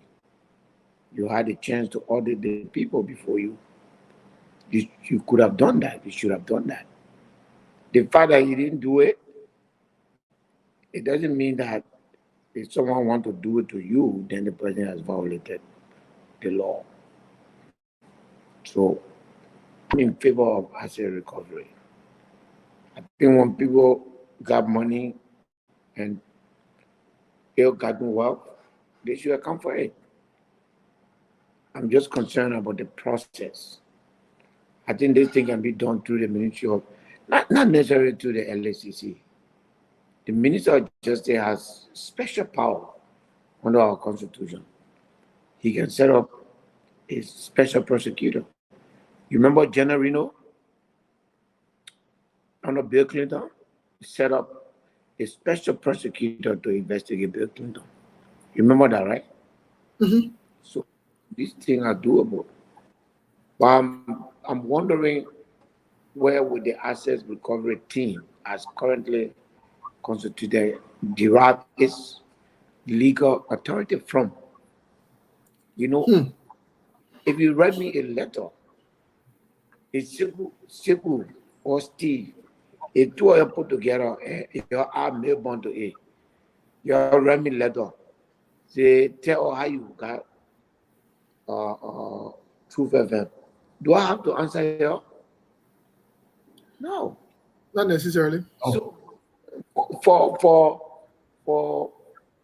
someone to have the power of the state, you must be empowered by the state. The president of Liberia is not the one that has the authority to set up special prosecution or thing like that. His attorney general, whom he appoints, can do that. He can actually instruct his attorney general to just appoint Clark Martin as special prosecutor for the sole purpose of recovering lost asset. Finish. And then he will do a work. But the point is, the team itself by now should have asked to be legitimized by the Ministry of Justice. If Clark Martin writes, I'm told they have 20 people, do they have to answer him? Are they under any legal obligation to respond to him? What is his authority? Hold on. Which number is 20 people? It means the people then that they're going after? No, the asset recovery team members. No, I mean if they found somebody who got a No, they said property they have a they list of want to people, Steve. You prosecute. don't know that? You never heard about that? They have a list of people. Yes. I'm told they're that they have targeting. about 20 persons. Yeah. I'm told they have about 20 persons. But if you write these people, do they have to answer you? But how did they derive on the list? First of all, how did they derive on the list, Chairman? Because Steve, for me, Steve, if they had a prosecutorial authority granted by the Minister of Justice to be a special prosecutor, they had the right to investigate. It's just like the policeman. A police officer can come to Truth FM to say, this generator you got here, where you got it from. He has the right. And the law requires that you must answer the policeman where you got it from. But if a group of people, you know, the executive order, you can't prosecute an executive order, my brother. Executive order expires in 1 year. It does. And you got the Ministry of Justice. Just go to the Minister of Justice and say, this is a team, put them together, and appoint Martin and authorize Martin to set up his own team and go after everybody. At that point, Martin write you, you're not doing it, you got a right to take you to court for prosecution. And the court will recognize him as a prosecutor of the state. Remember? Yeah, but what say you as a chairman? Because like I said, a lot of people watching, a lot of people asking questions and stuff. Mr. Chairman, I have other representatives watching, including Representative Jacob Kolba and other people, a lot of different people watching. But now I'm getting a lot of text messages. But now I just got a call from Chairman Ben Sanvi that he want to say something to you real quick. You want me to take him? Yeah, I'm a chairman. Okay. You might try me at all. It may say you are a chairman, but you will not try him at all. So go ahead. Man, tomorrow is the meeting. Listen, first of all, I'm the chairman of the Advisory Council of the Liberty Party. He needs to stop helping the Unity Party. He's a member of the opposition. He's not going to be telling, I know he's in the government, I know he's a member of the legislature, but he's not going to be helping the Unity Party to do their job. That's not what we How? You know, Chairman Sandy, how did I help them? So I can speak to him with this authority, in addition to the fact that I'm chairman of the Advisory Council of the Liberty Party. I'm saying to the Capitol building also, right? Yeah. But let me say this. I agree with him. I mean, put all jokes aside. First of all, we're very proud of what Musa is doing. He's made us very proud. You know, there's no shortage of commendation here. I mean, this is what I always knew, and I like to remind people. Just only if the people of District Number 7 had listened to the foolishness that people were peddling around about representability, the people of that great district would have been denied the splendid and excellent representation they have today. So I want to thank him for that in a public way. But like you rightly said, on the issue of asset recovery, you were right. I'm one of the proponents of the fact that I don't think people should even cooperate with that asset recovery team. The reason I say so is because, like he rightly said, there are remedies and there are laws in place, there are structures in place. Musa is absolutely right. The president of Liberia can instruct his attorney general. The attorney general can name a special prosecutor. When Ellen Johnson said he wanted to investigate stable mining, she named Konati Kofa. That's against the Liberty Party. Because I remember when he became a special prosecutor and minister of state without portfolio for legal affairs, right? So the fact that the Unity Party government don't know what they need to do, it is not our responsibility to be telling them what to do. That's the first issue I have with my national chairman and with my representative. I'm a lawmaker. I mean, I advise the president. They need to get the act together. They need to get the act together, Sekou. Because at the end of the day, whether you got a list, you can have a list, you can do anything you want to do, right? But do it in the confines of the law. Nobody would disobey the laws of Liberia. If the attorney general names a special prosecutor, that special prosecutor can be funded But what we have here is we have the Unity Party government trying to find jobs for some people who supported them. So the president comes on, he names an asset recovery team. He names a bunch of people on there who are hyperventilating on Facebook, writing all kind of craziness on Facebook. And they think people are going to subject themselves to that. People are not going to subject themselves to that. So if they really do have evidence that people have acquired wealth in a way that they should not have acquired it, and they have in their possession assets that are supposed to be for the state, let them go through the legal processes. Let the president, let the attorney general is well qualified. Also, he's somebody who we respect a whole lot. I think he's one of the good picks from them. Let him name a special prosecutor. Let that special prosecutor be empowered, and let them go about doing the investigation that they need to investigate. But with that being said, we are very proud of our representative. We're very proud of our national chairman. Like I said to him the other day, in the last 2 months, he has been able to almost like a rebirth of Musa Bilete. This Musa Bilete that used to be a criminal, that FIFA. I mean, this time I don't even remember. I don't nobody talked about FIFA anymore. Oh man, thank you, man. I got Chairman Benson V.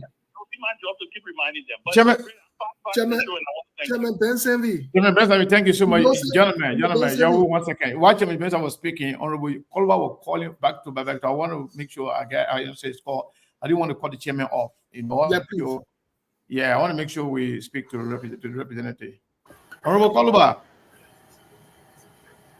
Hello. Yes, sir. Are you getting me? Yeah, you're live on SKTV. How are you, sir?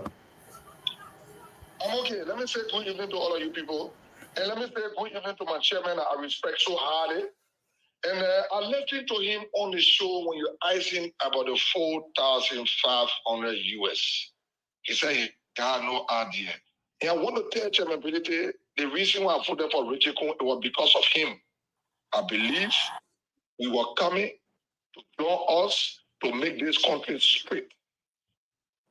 I believe he was coming to join us to make this country straight. And he made him in the field. Very, very different.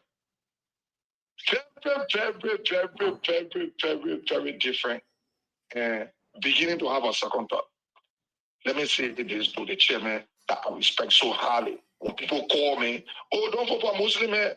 Don't do the other one. I keep on opening. I say the Muslim man is a Liberian, and I stand by him. He got my support, and he got my vote. I challenge people because I knew he was coming to join us to straighten out this country. They think you're joking with your ability. This document that I exposed on Friday will either carry President Walker or carry the Minister of State. If the president decides to sue the Minister of State, he will be impeached. Let me say this to you, Chairman. If you know from where I speak, Chairman, the country depends on us. The people were very corrupt. We can start the corruption in the 50-50. What happened on Friday is the highest degree of corruption by the Minister of State. Money was placed in our budget to furnish our offices. Chairman, you know that. So the executive had no cost to give us money again to be furnishing our offices. This is corruption. My letter is on your way to LACC tomorrow for it to be investigated. As soon as we open, the Minister of State will have to come and make clarity. LVB will pass a vote of no confidence in him. And the president tried to sue him. The president will be impeached. If anybody thinks it can happen, let's try the process and see. And all the people that are calling me, they must stop calling me because we have to make this country straight. Let me say thank you and God bless everybody. Wow. Honorable Kolba, thank you so much. I can talk now. Yeah, you can talk. You just have two powerful people that just call and put you on the spotlight. First, before I go to my colleague, let me tell my chairman, Ben Sanvi, I appreciate him. I'm not trying to, Seko. No one has criticized this government more than me since I took my seat. I've refused to okay the budget. I've called for an audit. I have more and more steps coming up as far as bringing, government to book is concerned. Ben, I also I want to introduce a different kind of opposition, Ben, and that will include when you criticize, you suggest a way forward. For me, it's not about making sure that Waka fails. It's about making sure that he succeeds. So if his government does the wrong thing, I will criticize that and suggest the way I think it should be. I'm chairman of Liberty Party. Liberty Party is an opposition party. I remain an opposition party. In fact, as I speak to you, we are already discussing about forming an opposition legislative caucus. To make sure that we have opposition ideas, synchronizing and putting ourselves. So I'm not a government, but I don't know. I've been a victim, and Ben, you and I have been a victim of lies, deception, and defamation. So I don't always. I try to do my best, not to be a part of that. So when I see something, when the guy come and say they take Ferry, and I know that I've heard different sides of the story, I would say that, when something is not right in the executive, I would say it, and I would say this is what I think they should. If the war chronicles should come and they are kicking the can down the road, I should be able to say this thing is very simple. The president of the Republic of Liberia writes the United Nations, boom, we have a war chronicle. You don't need nobody. Those are my position. On the issue of Koluba, I think you are being unfair to me. You and I are very close. I think we are among the closest. I just came back from Nimba. You always reference me. Why you didn't reference me on this particular one? Everything that you do, every wrong thing that you see in that building, you all call me. Call me. Maybe you have information that I don't have. Okay? Maybe you have information that I don't have. If you have that information and I don't have it, I want to tell you I will stand by your side. What I'm saying here is that I am privileged to know such information. And secondly, I am not a part of, or where I sit at the vantage point that I sit, I don't believe that there is any plot to remove Kofa. And if there's a plot, that has to be something that I'm not aware of. That's my position, and I stand by that. I would not disappoint myself. Mr. Chairman, just to follow up on the Bokoloba's concern. Yeah. Are you not aware of this $4,500 at all? You've never been talked to? Nobody. Let's agree the purpose might not have been for removing the Speaker of the House. But are you aware of this $4,500 being given to members of the House of Representatives? Like I told you, Sekou, I was in Nimba. When I'm in Nimba, I'm very busy. I just got here today. I was literally running to come and be part of the show. I broke my fast and I jumped straight into the show. Once this show is finished, I'll call you again. I'll call everybody. As of this point, no lawmaker besides Honorable Koluba has reported to me that they have received $4,500. If that happens, I owe it to myself and to my commitment to report it. Yeah, but now somebody reporting to you. My question was, have you been approached or talked to from any member of the government, including the Minister of State or anybody whatsoever from the workers' camp? Nobody. About this Nobody. I went to the president's office on Thursday with the speaker. I spoke to the Minister of State yesterday morning, because when the president accepted to my invitation to go to Nimba to open the bridge, he told me to follow up with the Minister of State. So I spoke to the Minister of State yesterday morning. you know. Oh, the bridge is over? My man, how can you not invite SKTV over the bridge thing? No.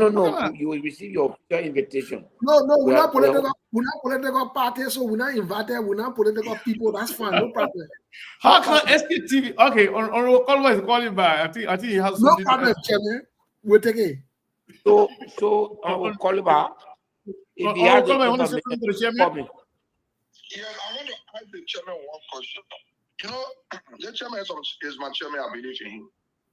And the Grumpo get something out of the chairman.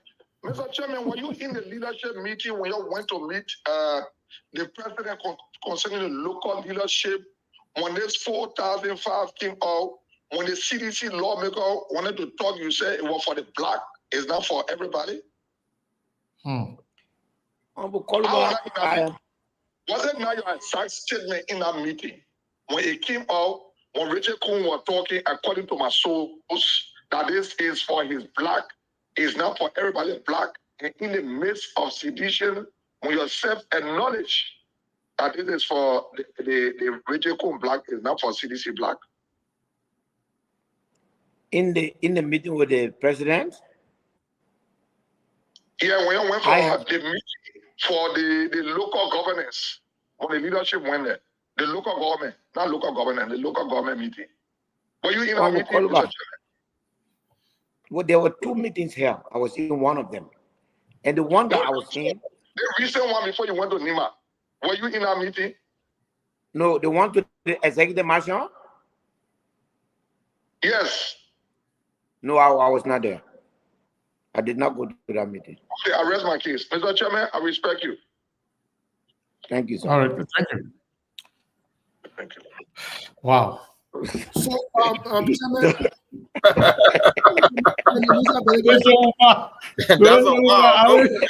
No comment.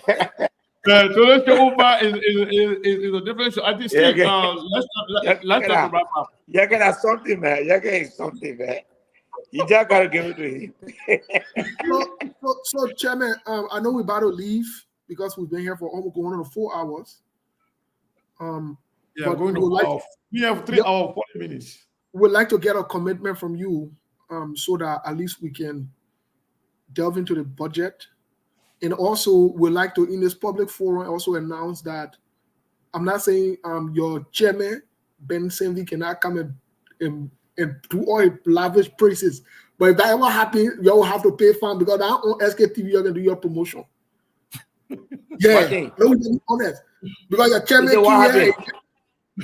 chairman King, you got talking about your sweet talk, pressing you without on that thing yet. Yeah, if you want to do it. Oh, you don't let for the middle to press the chairman? No, that's not the my man, your SKTV need to be paying me because when I'm on SKTV, it can have the highest hit when I'm on SKTV. That's true. Yeah, give me that. Yeah. I'm getting another call from Liberia. Maybe another really Let them come. Me, I won't already, so let them come.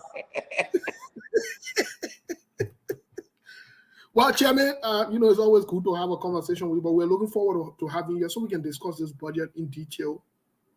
I think it will benefit our people, and I also think it will have an important role, especially dealing with you as a representative now, in an opposition political leader. Mr. Gentlemen, we have a call from another Representative VC Collins from District Number 4, Lofa County. Okay. Hello. Okay, good evening to you all. Good evening. Okay, Honorable Musa Berete, you are fasting. You were in our meeting at the executive march and you were sitting very close to me. Honorable Kuhn, Richard Kuhn, I asked the question, where is my portion of the money? And Richard Kuhn said, you did not vote for our black, so we're not giving you some of the money. Musa Berete, were you not there? No, but my man, wait, man. Wait, man. On national security. That you will say you were not in a meeting? Were you not sitting close to me at the executive marshal? So, all right, yeah. I need to finish with your point and then the chairman will respond. Yeah. So okay, let me make a point. Yeah, please. The reality is Musa Berete was in the meeting. Okay. That meeting was leadership meeting. He chairs national security and I'm co-chairing him. Okay. So I'm surprised that Musa will be telling Yeka tonight that he was never in that meeting. It's shocking. Honorable Chairman, you are my chairman. I give you very high respect, but tonight you disappoint me. That you will tell the public that you were never in that meeting. That was leadership meeting. All who held leadership at the legislature were in the meeting with the president. And that discussion took place prior to the coming of the president. And they all said, we're not giving you the money because you did not support us. I said, but then where have all the money for? It's not your business. So that is the point I want to make. All right, Honorable Vichy, we will be calling you another time. He left. He left the line. I'm just talking because he feel like talking. Another meeting Jagger is talking about. You guys were here tonight. I've mentioned twice that there was a leadership meeting with President Bwaga. That Funati Kofa took us to the executive mansion to meet with the president on Thursday. Call Yeke back. That's not the meeting Yeke is talking about. I'll get another call again, maybe about another representative. I come in. They are always here watching, but tonight, for some reason, they feel like calling, but they are always here every day. We know that. Go ahead. Let me answer the question. Let the chairman finish. Hold on. Let me get to the person to hold on. Hold the line, please. Hold the line. Yeah. If somebody makes an allegation, it's good to give the person a chance to answer. Seku, that Gizi Kolime is just feel like talking. He doesn't even know why he's talking. The meeting that Yeke Koluba is talking about is a block meeting that was held at the executive mansion. It's not the leadership meeting that was held on Thursday. And So you can call Yeke. There were two different meetings. Yes, there was a black, but he doesn't. He's just jumping into things. Yeah. So there was a black meeting that was held at the executive mansion. That Yeke asked me whether I attended that black meeting. No, I did not attend any black meeting at the executive mansion. I attended a leadership meeting with Speaker Funati Kofa. So I went to the mansion to go plot against Funati Kofa with Funati Kofa. Gizi Kwali try to think through before you call people, man, and say things that you're not supposed to say on people here. All right. I think this person that called, maybe that's him or another representative. Let's hear from them. Then we'll call their day. Hello. Hello. Yeah. Okay, you were saying I was up the line. I didn't go up the line. Musa, the meeting we had was the leadership meeting I'm talking about. Well, who talking about leadership meeting? Yeke call about quiet that leadership meeting. Yeke call about talk about. You just jump in people's toilet and then you want to come and dismiss somebody here. That's not what Yeke was talking about. That is not what Yeke was talking about. You had no idea what you were calling for. You just jumped because you want people to hear your voice. Yeke was not talking about the leadership meeting. For the meeting we had, Yeke was talking about a black meeting. Call Yeke and ask him. No, forget about Yeke on. What I'm telling you No, now I'm not going to forget about Yeke on. It is Yeke question that you call for. The question, where about the money? Man, move from here, man. It is Yeke question that you say Allah that I attended a meeting.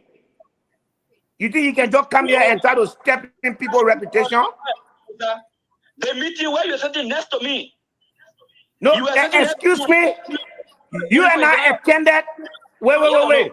You and I attended a leadership meeting. Yeke Koluba asked on this network just now whether I was in a black meeting that took place in the mansion. And I said, no, I was not in any black meeting that took place in the mansion. What's wrong with you?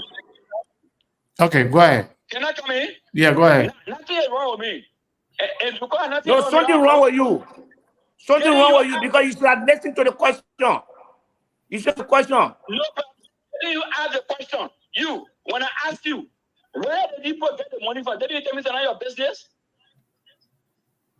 What are you talking about? The meeting we had before the president came to meet us. You know who? In a lock for and no, wait. No, listen. Gisi Kwali, listen. Excuse me. No, you are jumping the gun. You, Gisi Kwali, was responding to a statement. Wait. Yeke Koluba asked a question, a very direct question. Yeke said, no. But that's the basis of your question. No, I am talking for myself. I'm not talking. All right. Ask you and who? Well, who gave you the money? What's my portion? And you say I did not go for the black. Two of us. When I don't know why you're talking, man. I'm gonna answer for him, man. Okay. You know, at the end of the day, I think honorable what he has done, what he has done, he has mixed the conversation. Honorable Yeke Koluba called to ask me. Okay, honorable Vice Koluba, just a second. Let the chairman conclude. Honorable Yeke Koluba asked me, chairmanability, were you in a block meeting that was held at the executive mansion recently? I said no, I did not attend. And I asked him, at the executive mansion with President Barker? He said, yeah. I said, no, I did not attend any at the executive mansion with President Barker. Okay. So, Mr. Chairman, chairmanability, from my understanding, and I hope I'm right, I think there were two meetings. And Yeke Koluba asked whether you were in the other meeting. You say you were not there. But Honorable Collie, who's on the line now, I think his question is not about any of the meeting. Now, whether it was a meeting one or meeting two, he's asking publicly. You trying to what I'm trying to deduce here from this conversation is that he is trying to tell you in the word that when you said you have no idea about the $4,500, he's saying that is not true because he asked you in the meeting that he's referencing here whether he's going to get his share of the money, and you told him that that's not your business. So, Joe, do you remember any conversation, whether meeting one, meeting two, with this honorable man here who's calling here, asking that whether or not he asked you that question? Do you remember that conversation? Before I answer the question, I just wanted us to appreciate the fact that the gentleman came and jumped to try to dispute my answer that I gave Yeke Koluba. Okay. Which was, there was a meeting of black opposition black or Unity Party black that was held at the mansion. He believed that the 4,500 was discussed there. Then I told him, no, I did not attend that meeting. I don't know about, I've never attended any black meeting at the mansion. Yeke Koluba said, okay, see, he comes, if you can recall, to basically say that what I'm saying, what I'm talking is not true. I was in the meeting and he was saying about me. And this is a point of my dispute. And I'm saying, you, Gisi Kwali and myself, we were in the meeting, but we were not in the black meeting.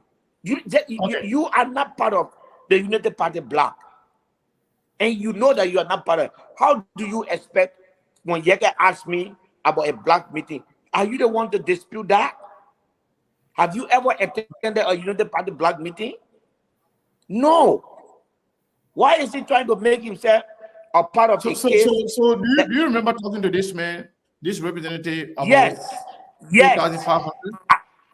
Correct. He so his information is correct. So his information is correct when he said he asked you, or you talk about, he asked about his part of the money. You told him. I was not denying what he was saying.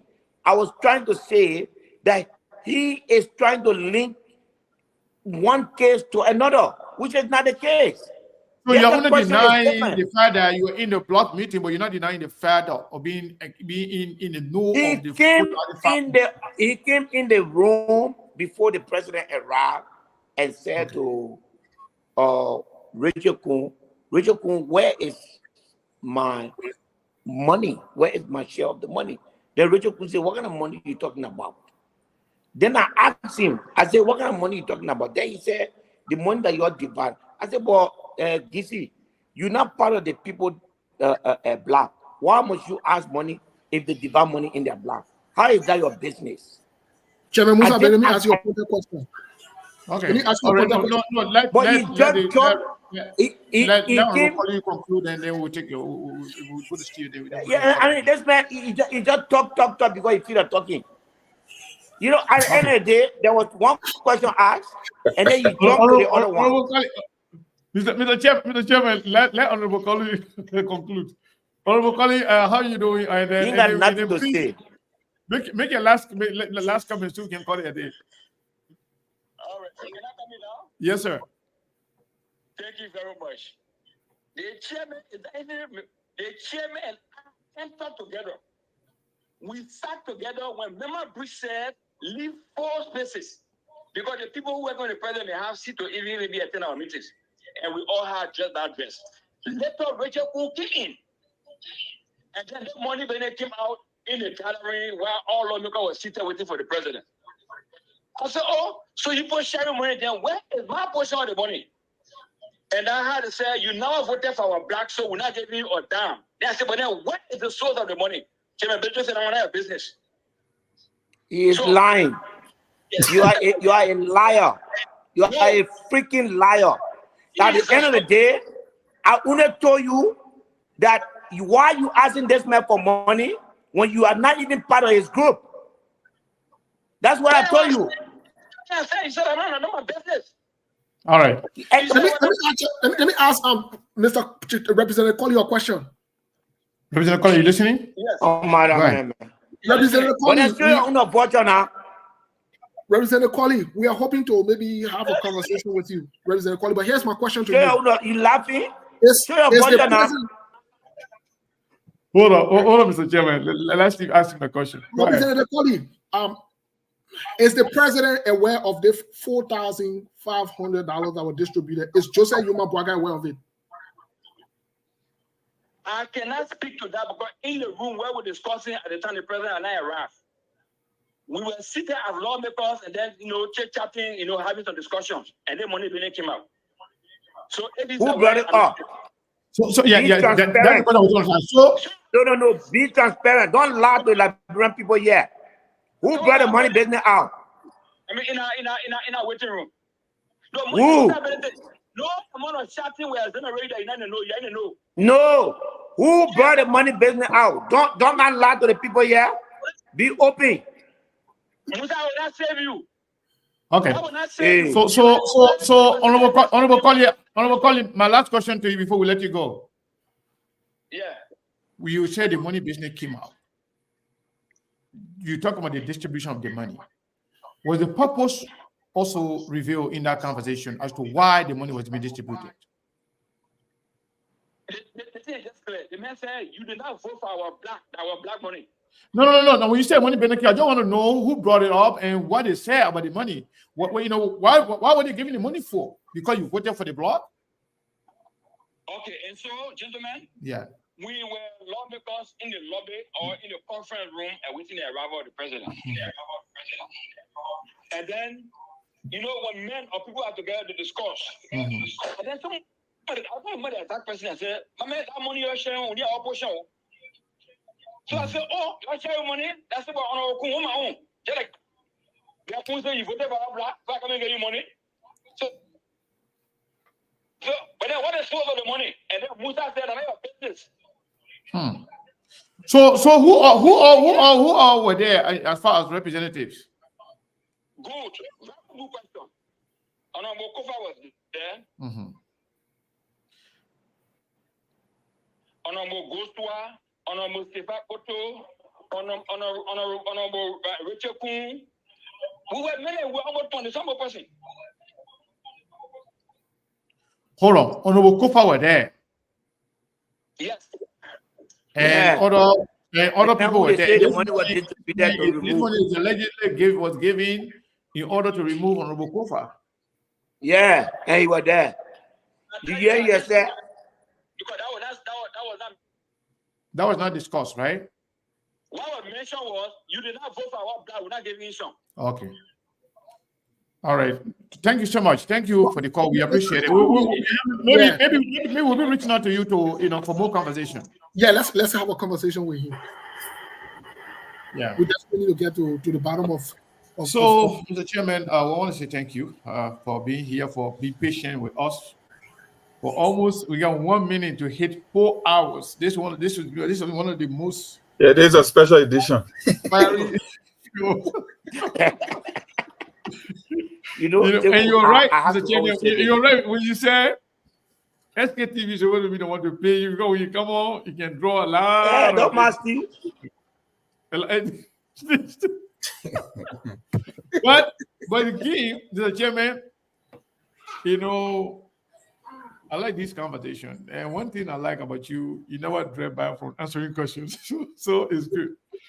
It's good. Let me say this. Whether we like it or not, SKTV is it's a very robust place to be. And the way you conduct yourself, the way you ask your question is different. Because you do give everybody a chance. You don't treat anybody special. And you don't try to say, and that's unique about you. For me, Sekou, I have a purpose to be in the house. My purpose is not to create unnecessary crisis in the legislature. My purpose is not to try to defame other people. I don't believe in that.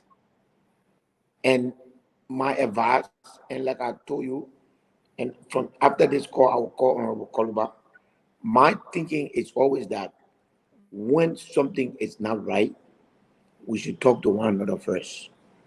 And I must respect Honorable Koluba for that. He's always talking to me. He's always referencing me. If someone gave him $4,500, let me say something. Number one, and I repeat, there is absolutely no plot in the House of Representatives to remove Funadu Kofa. There's nothing like that. Okay? There's no plot in the House of in the legislature to remove Funadu Kofa. And also, I would like to answer a question for Yeke. Gizi Kwali is just trying to make himself a part of the discussion. If he is a part of the discussion, he should bring evidence. He should bring this money this noise for this money being going around ever since. And Gizi Kwali is one of those who, when he sat there that day, he asked Rachel Kuhn and said, Rachel Kuhn, where is my money? Rachel Kuhn said, what kind of money are you talking about? Then I told him, why are you asking this man money? You should ask Kofa for money. You and this man you never support him. Why are you asking him for money? Now, I don't know how he's linking that to the prima facie evidence, quote unquote, prima facie evidence that Yaga Koluba has. What Yaga Koluba has, which he has authenticated through video. Yes, we need to find out how you got it. Mr. Chairman, not to take us back, but I just want to be fair here. I want to be honest here. If you were not privileged to receiving this money as of yet, if you were not privileged as to the reason why this money was distributed, how can you safely and unequivocally say the purpose for which the money was given? The man who received the money, he's telling you this is the reason why I received the money. You haven't received the money. You haven't talked to join the plot. But the man is telling you I received the money based on these reasons. How can you safely say I did not. you said there's no plot? I raised doubt. But he's saying that there is a plot, and he has an evident raw material to prove to the Liberian people that yes, there is a plot. And here is what I have received based on this plot. How will you safely argue that there's no plot when somebody is saying it with a proof and you are not being privileged with this information? You think that's fair? But we are all entitled, both Honorable Yeke and myself, we are entitled to our opinion. Yeah. At the end of the day, my opinion is to plot, as we all know, you cannot give 4,500 to one person. That was amount to remove a speaker. You need 38 people to remove the speaker. I didn't say what Yeke Koliba said was not possible. I just said it's not easily plausible because you got to have. In fact, I went to the extent I said if there are at least 25 people, then you know that there's a plot coming up. You understand what I'm saying? So to say that somebody received, we have so far only one person. So far, I want you to know. So far, only one person have showing undisputed. Yeah, maybe evidence. other people are not willing. Maybe the other people are corporate. So that's the thing I wanted to say. The other people, they're not willing to say it or to do it, to do what Yeke Koliba, that doesn't mean it does not exist. But as a coup plot, one person cannot plot a coup. So if they are not willing to say it, then let Honorable Yeke Koliba name the other culprit of the coup. You know, because even if all of you from the block, from Richard Kun block, all of you according to Yeke Koliba. I'm not part of it. I don't plot to do that. All right. And secondly, the meeting that was held in the margin, according to Yeke, the meeting that was held in the margin, a black meeting, I did not attend that meeting. And since Joseph Baga was inaugurated, everybody, have a 1 minute. I never attended any meeting of black representative with him. Well, thank you, Mr. Chairman. Thank you so much. Well, so Steve and Monk and Mabel, they have 30 minutes, 30 seconds, 1 minute, let the chairman close. Mr. Chairman, I can't thank you enough for being here for this long. We really, really appreciate it. And as always, Steve is appealing to you now to commit to coming to discuss the budget holistically. Hey, Cebu, this is my network. Anytime you want me, just punch it to me. Thank you. Appreciate it. I may travel this week, but when I'm traveling, it's even better. I can be on anytime. Yeah, we have a very good interview when you're in Dubai. So yeah. So when you travel, it's good. It's even better. We got a good network in Liberia. Exactly. Yeah, Monk, go ahead and make a statement. Let me make mine. Monk, go ahead, please. Monk, go ahead. Well, my statement is very simple here. I'm on the closing. I know Yeke Koliba for a reason won't make a grave allegation. I know we'll go further down the rabbit hole on this issue because when you accuse the president of bribery, it rises to the level of impeachment. And when you get a single lawmaker showing evidences that he got case to make against this president, it's nothing small. It's a huge allegation. And the thing is, that's why I asked Musa from the beginning, the honorable chairman, I was like, chairman, if you are not sure of this thing, you might as well just sit on the sideline and let it play out. Because I remember one statement that you made from the beginning, you was like, okay, even if there is a plot, that will be shameful and disgraceful. Maybe you might not be aware or not part of it, but there are certain elements that could be in that block, and they will not be as open as Yeke. So I'm not going to put the lamp for that. Yes. Again, politics is a science. If there's a plot, you have to see the level of working relationship between the executive and Kofa. It's not even strange. Have you seen our proceeding? We are accusing Fonati Kofa of protecting the executive marshal. Many times I have accused him of protecting the executive marshal. So when the House gets to that point, you remember when Alex Taylor, they were planning to impeach him, remove him because he was preparing to start an impeachment procedure for the president. There is zero that Fonati is doing that you know about or I know about. The relationship is not strained. There's no, everything is okay.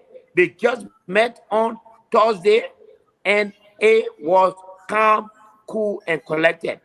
And there's no form of strained relationship. So that's what gave rise to plan to remove somebody when a relationship gets strenuous.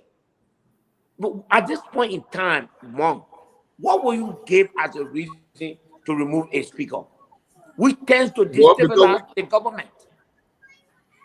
All right. Anyway, we see. But I mean, I know when you are speaker, one thing is politics. You said politics or something, but politics is also dynamic.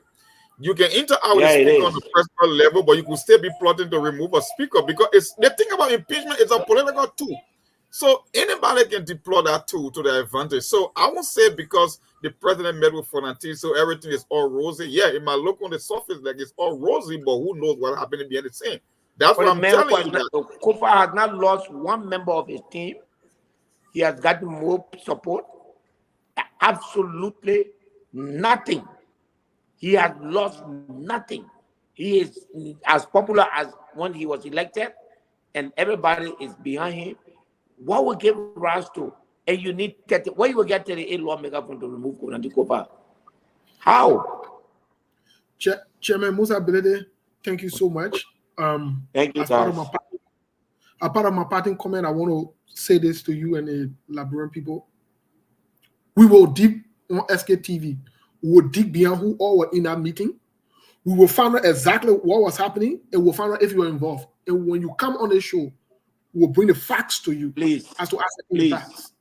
Because we want the Liberian people. I have not, to help with your record, I have never attended any block meeting with President Bouaka since he was inaugurated as president of the Republic of Liberia. Okay. Well, never.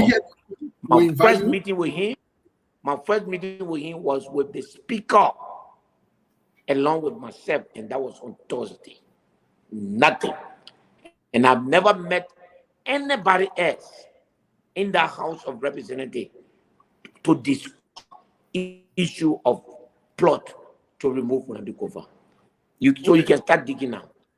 All right, we'll definitely do the due diligence. On the record, we want to thank Yeke, the other lawmakers that call. We want to thank everybody that called on here today. Three different lawmakers. Yeah, all the lawmakers that called. Someone I can't remember the name. I know Collie. Yeah, the guy from Pong County, right? Family district, yeah. We want to thank all of you. Look, let me say this to all the lawmakers watching. On SKTV, we might openly disagree with you and call your name when we believe and we have the facts that we are associated with something that is not right. But it does not mean that we hate our lawmakers or we are here to put them under the bus or whatever it is. We want to welcome all of our lawmakers. We want to invite any one of you. If you have any fact, we're not saying come there and can't talk like Brent, they say, I say. No, we're not in they say, I say business. One of the things we like to, how we get called by here is when he says something, he try to provide the facts and the proof to it to substantiate his assertions. All the lawmakers, feel free. This is the place to have the conversation. Like the chairman said, Chairman Musa Belede, we gave people the benefit of the doubt. We ask you questions. We're not here to judge. We're not here to say this or say that. We're just here to provide an opportunity for you to make the case and for you to have a conversation. So we look forward to acting with Chairman Musa Belede, and we'll do the due diligence. And Steve, as I speak to you, we are making effort to reach out to Chairman Konati Kofa to have a conversation with him on the SKTV very soon. And I think this coming week, we're also looking at a very packed schedule. Somebody told me I should not be calling people names that we are trying to invite them because when I say it, people can be. They can go be out close and try to say, don't go on there. Don't go on our show. Yeah. so we go on SKTV. I know for this week. So, my man, I want to give hats off to I know it's because of the chairman here, but with all that, the great Mayborn. Mayborn and the great Mayborn. Yeah. So Mayborn, before we depart, anything you want to say before we leave? No, Mayborn making up for chilling too much and coming on the show. That you're probably there, like facing things. Okay. No, Yeah, no, so they may work on the chat, man. So to 2FM, and you know, like I said, Mr. Chairman, I know when you hear 2FM will now go off, but as part of our platform, we have to say thank you to 2FM and Mayborn for sticking around this long. We really, really appreciate it. Because you can, let me just say, Mayborn, only tomorrow, okay? Okay. And by the way, people been bothering me. They made a commitment to them here. They've been telling me, say, well, I got to grab the money. I said, the chairman. But the can't come to me, Esigu. They can't come. They don't want to. They be telling me, they be calling you. They now send me. Mayborn send me text. Send me text and come to me. You know one person I've been asking about your commitment at me. Oh yeah. Yeah. And not only him, the ladies. You be him in Baltiku that the chairman, you go learn from the chairman, and then you go stay on the way. Not reaching. I really stop you. I tried to go. You want now. And the thing that make you to go and declare now, $2 million. You were sharing. Well, I have no choice. You know, when millions are funny, somebody can't even afford a room, calling someone a criminal. I had to do that, and I'm happy that I did it. I'm happy that I did it. On a serious note, it was the right. It was one of the and everybody should do it. And this is where I got problem with y'all. It puts you at different level. You on the president. You both are biased because you're supposed to tell the president, the vice president, the pro tem, the speaker. You're supposed to tell all of them to publish their assets. No, the pro tem to her credit, the pro tem has done it. She did publish her assets. She was one of the first people. You see the play, we can put it there. But chairman, also we beg you when you come because we want to discuss that bridge that you are going to be delegating. We definitely want to discuss that too as well.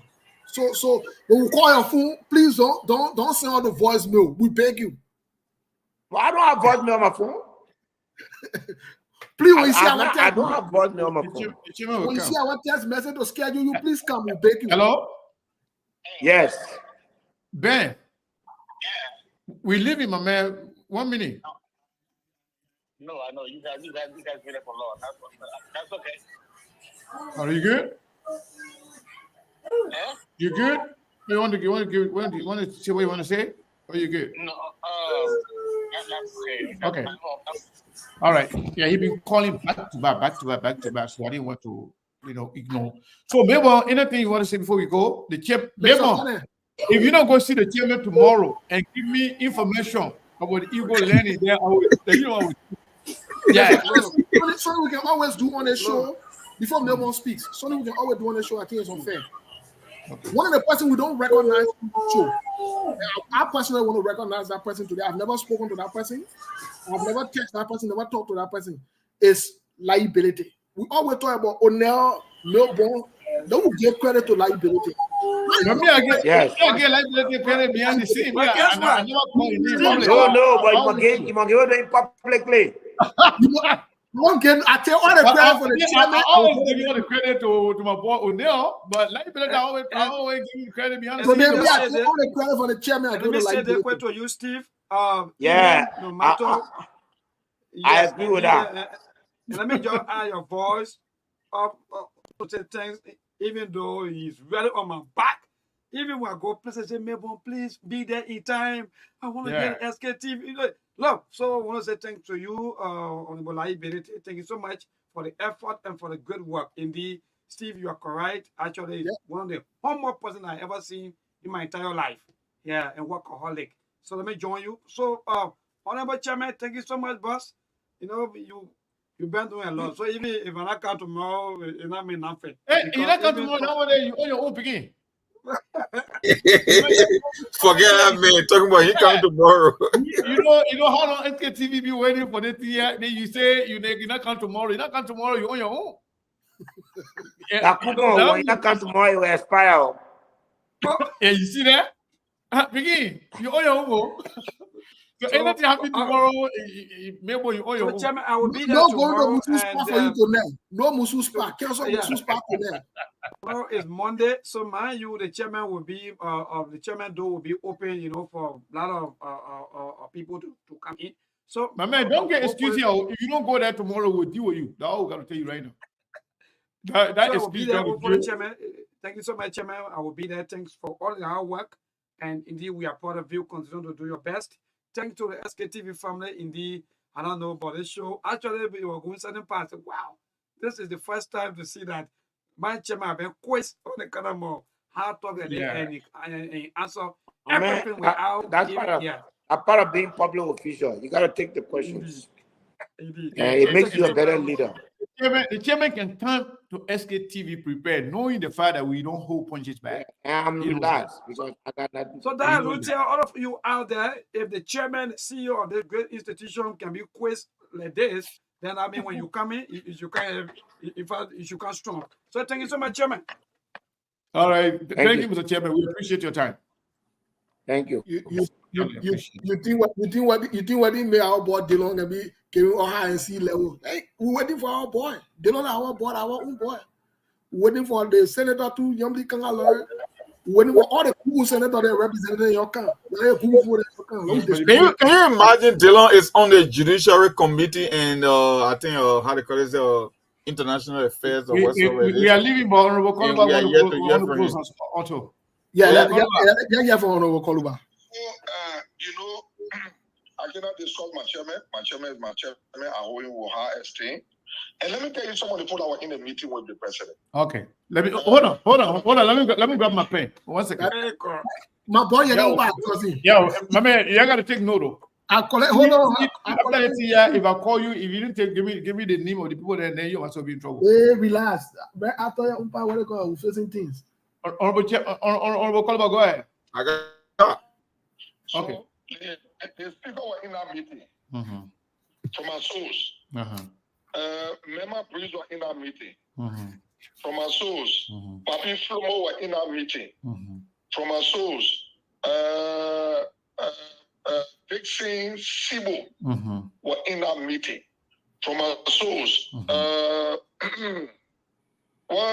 The chair or executive were in that meeting. Who is that? What's his name? From district number 7, right?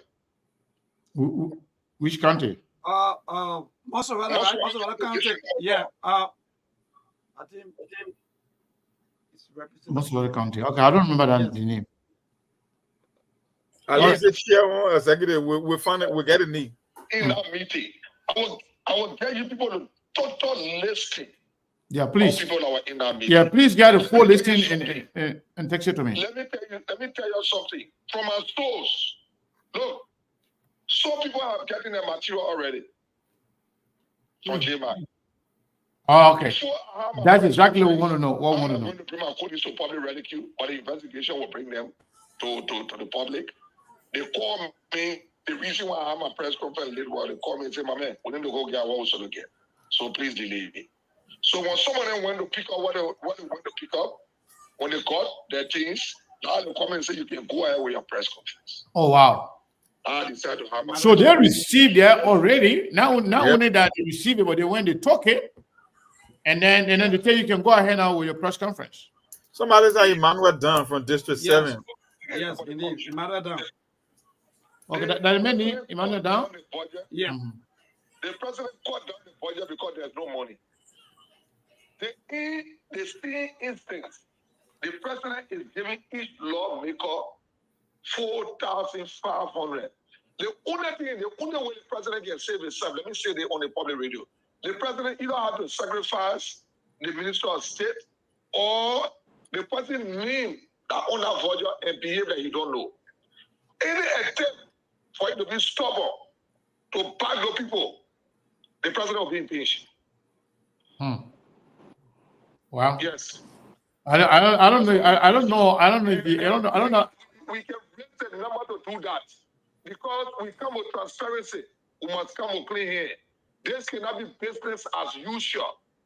If the president wants to give me something, he will not put me on record to do it. Wow. Putting me on record and bringing me to public ridicule. Okay. So I see my chairman come back on. Honorable chairman, I salute you. I respect you. And you know, where you are, I will be there. You make me to vote for Richard Kun. You know that, Honorable Chairman. I told you no. And you said to me, so long I hear, you have to vote for him. It's because of you, I voted for him. In the hotel, wonder what? You, Mr. Chairman, you know that I don't want to be there. Because I don't want to start ticket. Oh. And you make me to vote for him. So I respect you. I respect you. I respect you. And I suppose for me. Thank you so much. And good night to everybody. Good night. Thank you. Yeah, the chairman had left already, but maybe want to say from one final thing before we go. Mr. Chairman, is that what you want to do? Before you go, you want to say something? Yeah, you know, I just look what Lawmaker is doing. I think if you found something, you feel something, you smell something, you should put it out. My concern and my presence in the house is to make sure that first we keep it quiet, because the moment that place becomes toxic, it's going to be difficult for us to do the business of the Liberian people. So I'm sure he has written a letter, and then we'll do a point. As I see it, it's going to be some time before this issue is brought under control. Those, again, Honorable Koluba will help us, and I know he's a straightforward person. Those people who have received theirs and decided to remain on the ground, he should be able to point those people. Even if not publicly, he should be able to point them to some of us so that we can know. But I like Yeke. I know he means well for the country. And he and I will continue to work together. I always tell him,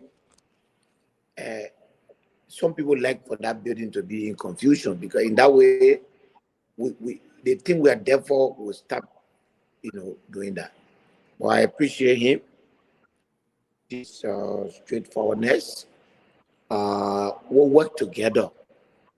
And corruption is not easy to deal with, but together we'll be able to find more than one solutions to most of these problems. And I'm hoping, I'm not perfect. I am open to any form of criticism. And yes, if there are issues in the house, as a leader of that, you will find it difficult for me to come and talk about what happened in the leadership of the legislature, like what Gizi Koli did today. That is totally uncivilized. Let me tell you something. No matter what happened, when you form a leadership, when you're talking to one another in that leadership, it's a privileged relationship. You don't come up, nobody accuse you, Gizi Koli, of anything. You just come up and disclose. It doesn't help. Yeke Kolba has made an allegation. I think we need to look into it, and we will look into it. And we should leave it like that. Thank you, Mr. Chairman. Thank you so much. Yeah. Yeah. Thank you. So, Steve and Mong and Mayborn, just quick announcement. We just got another update on the issue of the ferry that we will discuss another day. We were just informed that the alleged zinc that was allegedly sent by Senator Prince Moy was not true, that he has sent nothing there.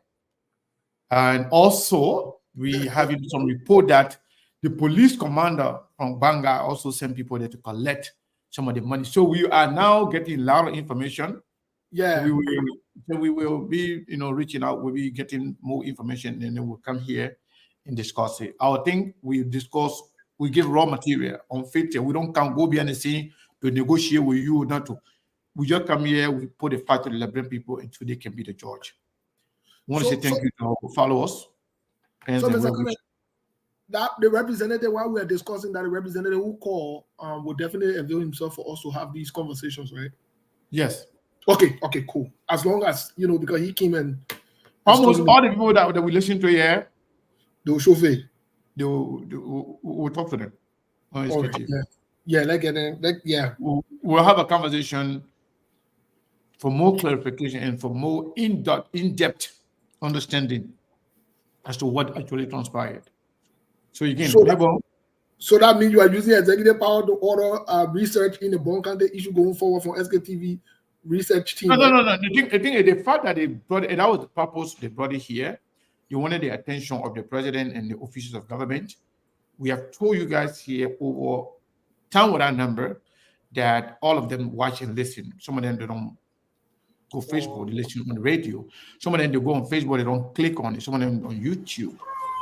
They watch the show different ways. It's okay. As long as the country is listening, that's what we care about. We just want to make it out. We don't really care who is on Facebook or on YouTube or Instagram or on Twitter or any other social media platform. But yes, thank you, Melbourne. Mong, you done, right? Yeah, I'm done, Melbourne. I mean, that stuff you're talking about, you might as well show up tomorrow, dude. Just leave me. Just leave me alone. So Steve, you too, right? You done? I want Melbourne to take us home. No, I think we're good. Melbourne, the only thing that we advise you, please don't go to Musu Shop tonight. Tomorrow you gotta be on. Just leave Melbourne with Musu Shop. Yeah, get face tonight. Thank you. Don't mind Steve. Steve, every time when I fought high for me to become Ticom, Steve will always model all of my grade sheets and so forth. But no while I agree with him. He's my bastard brother. So good night and many thanks to all of us. Thank you, guys. Pardon. All right. So Steve, what a show. Wow. I don't know. Yeah, thank you, my people. We'll see you tomorrow.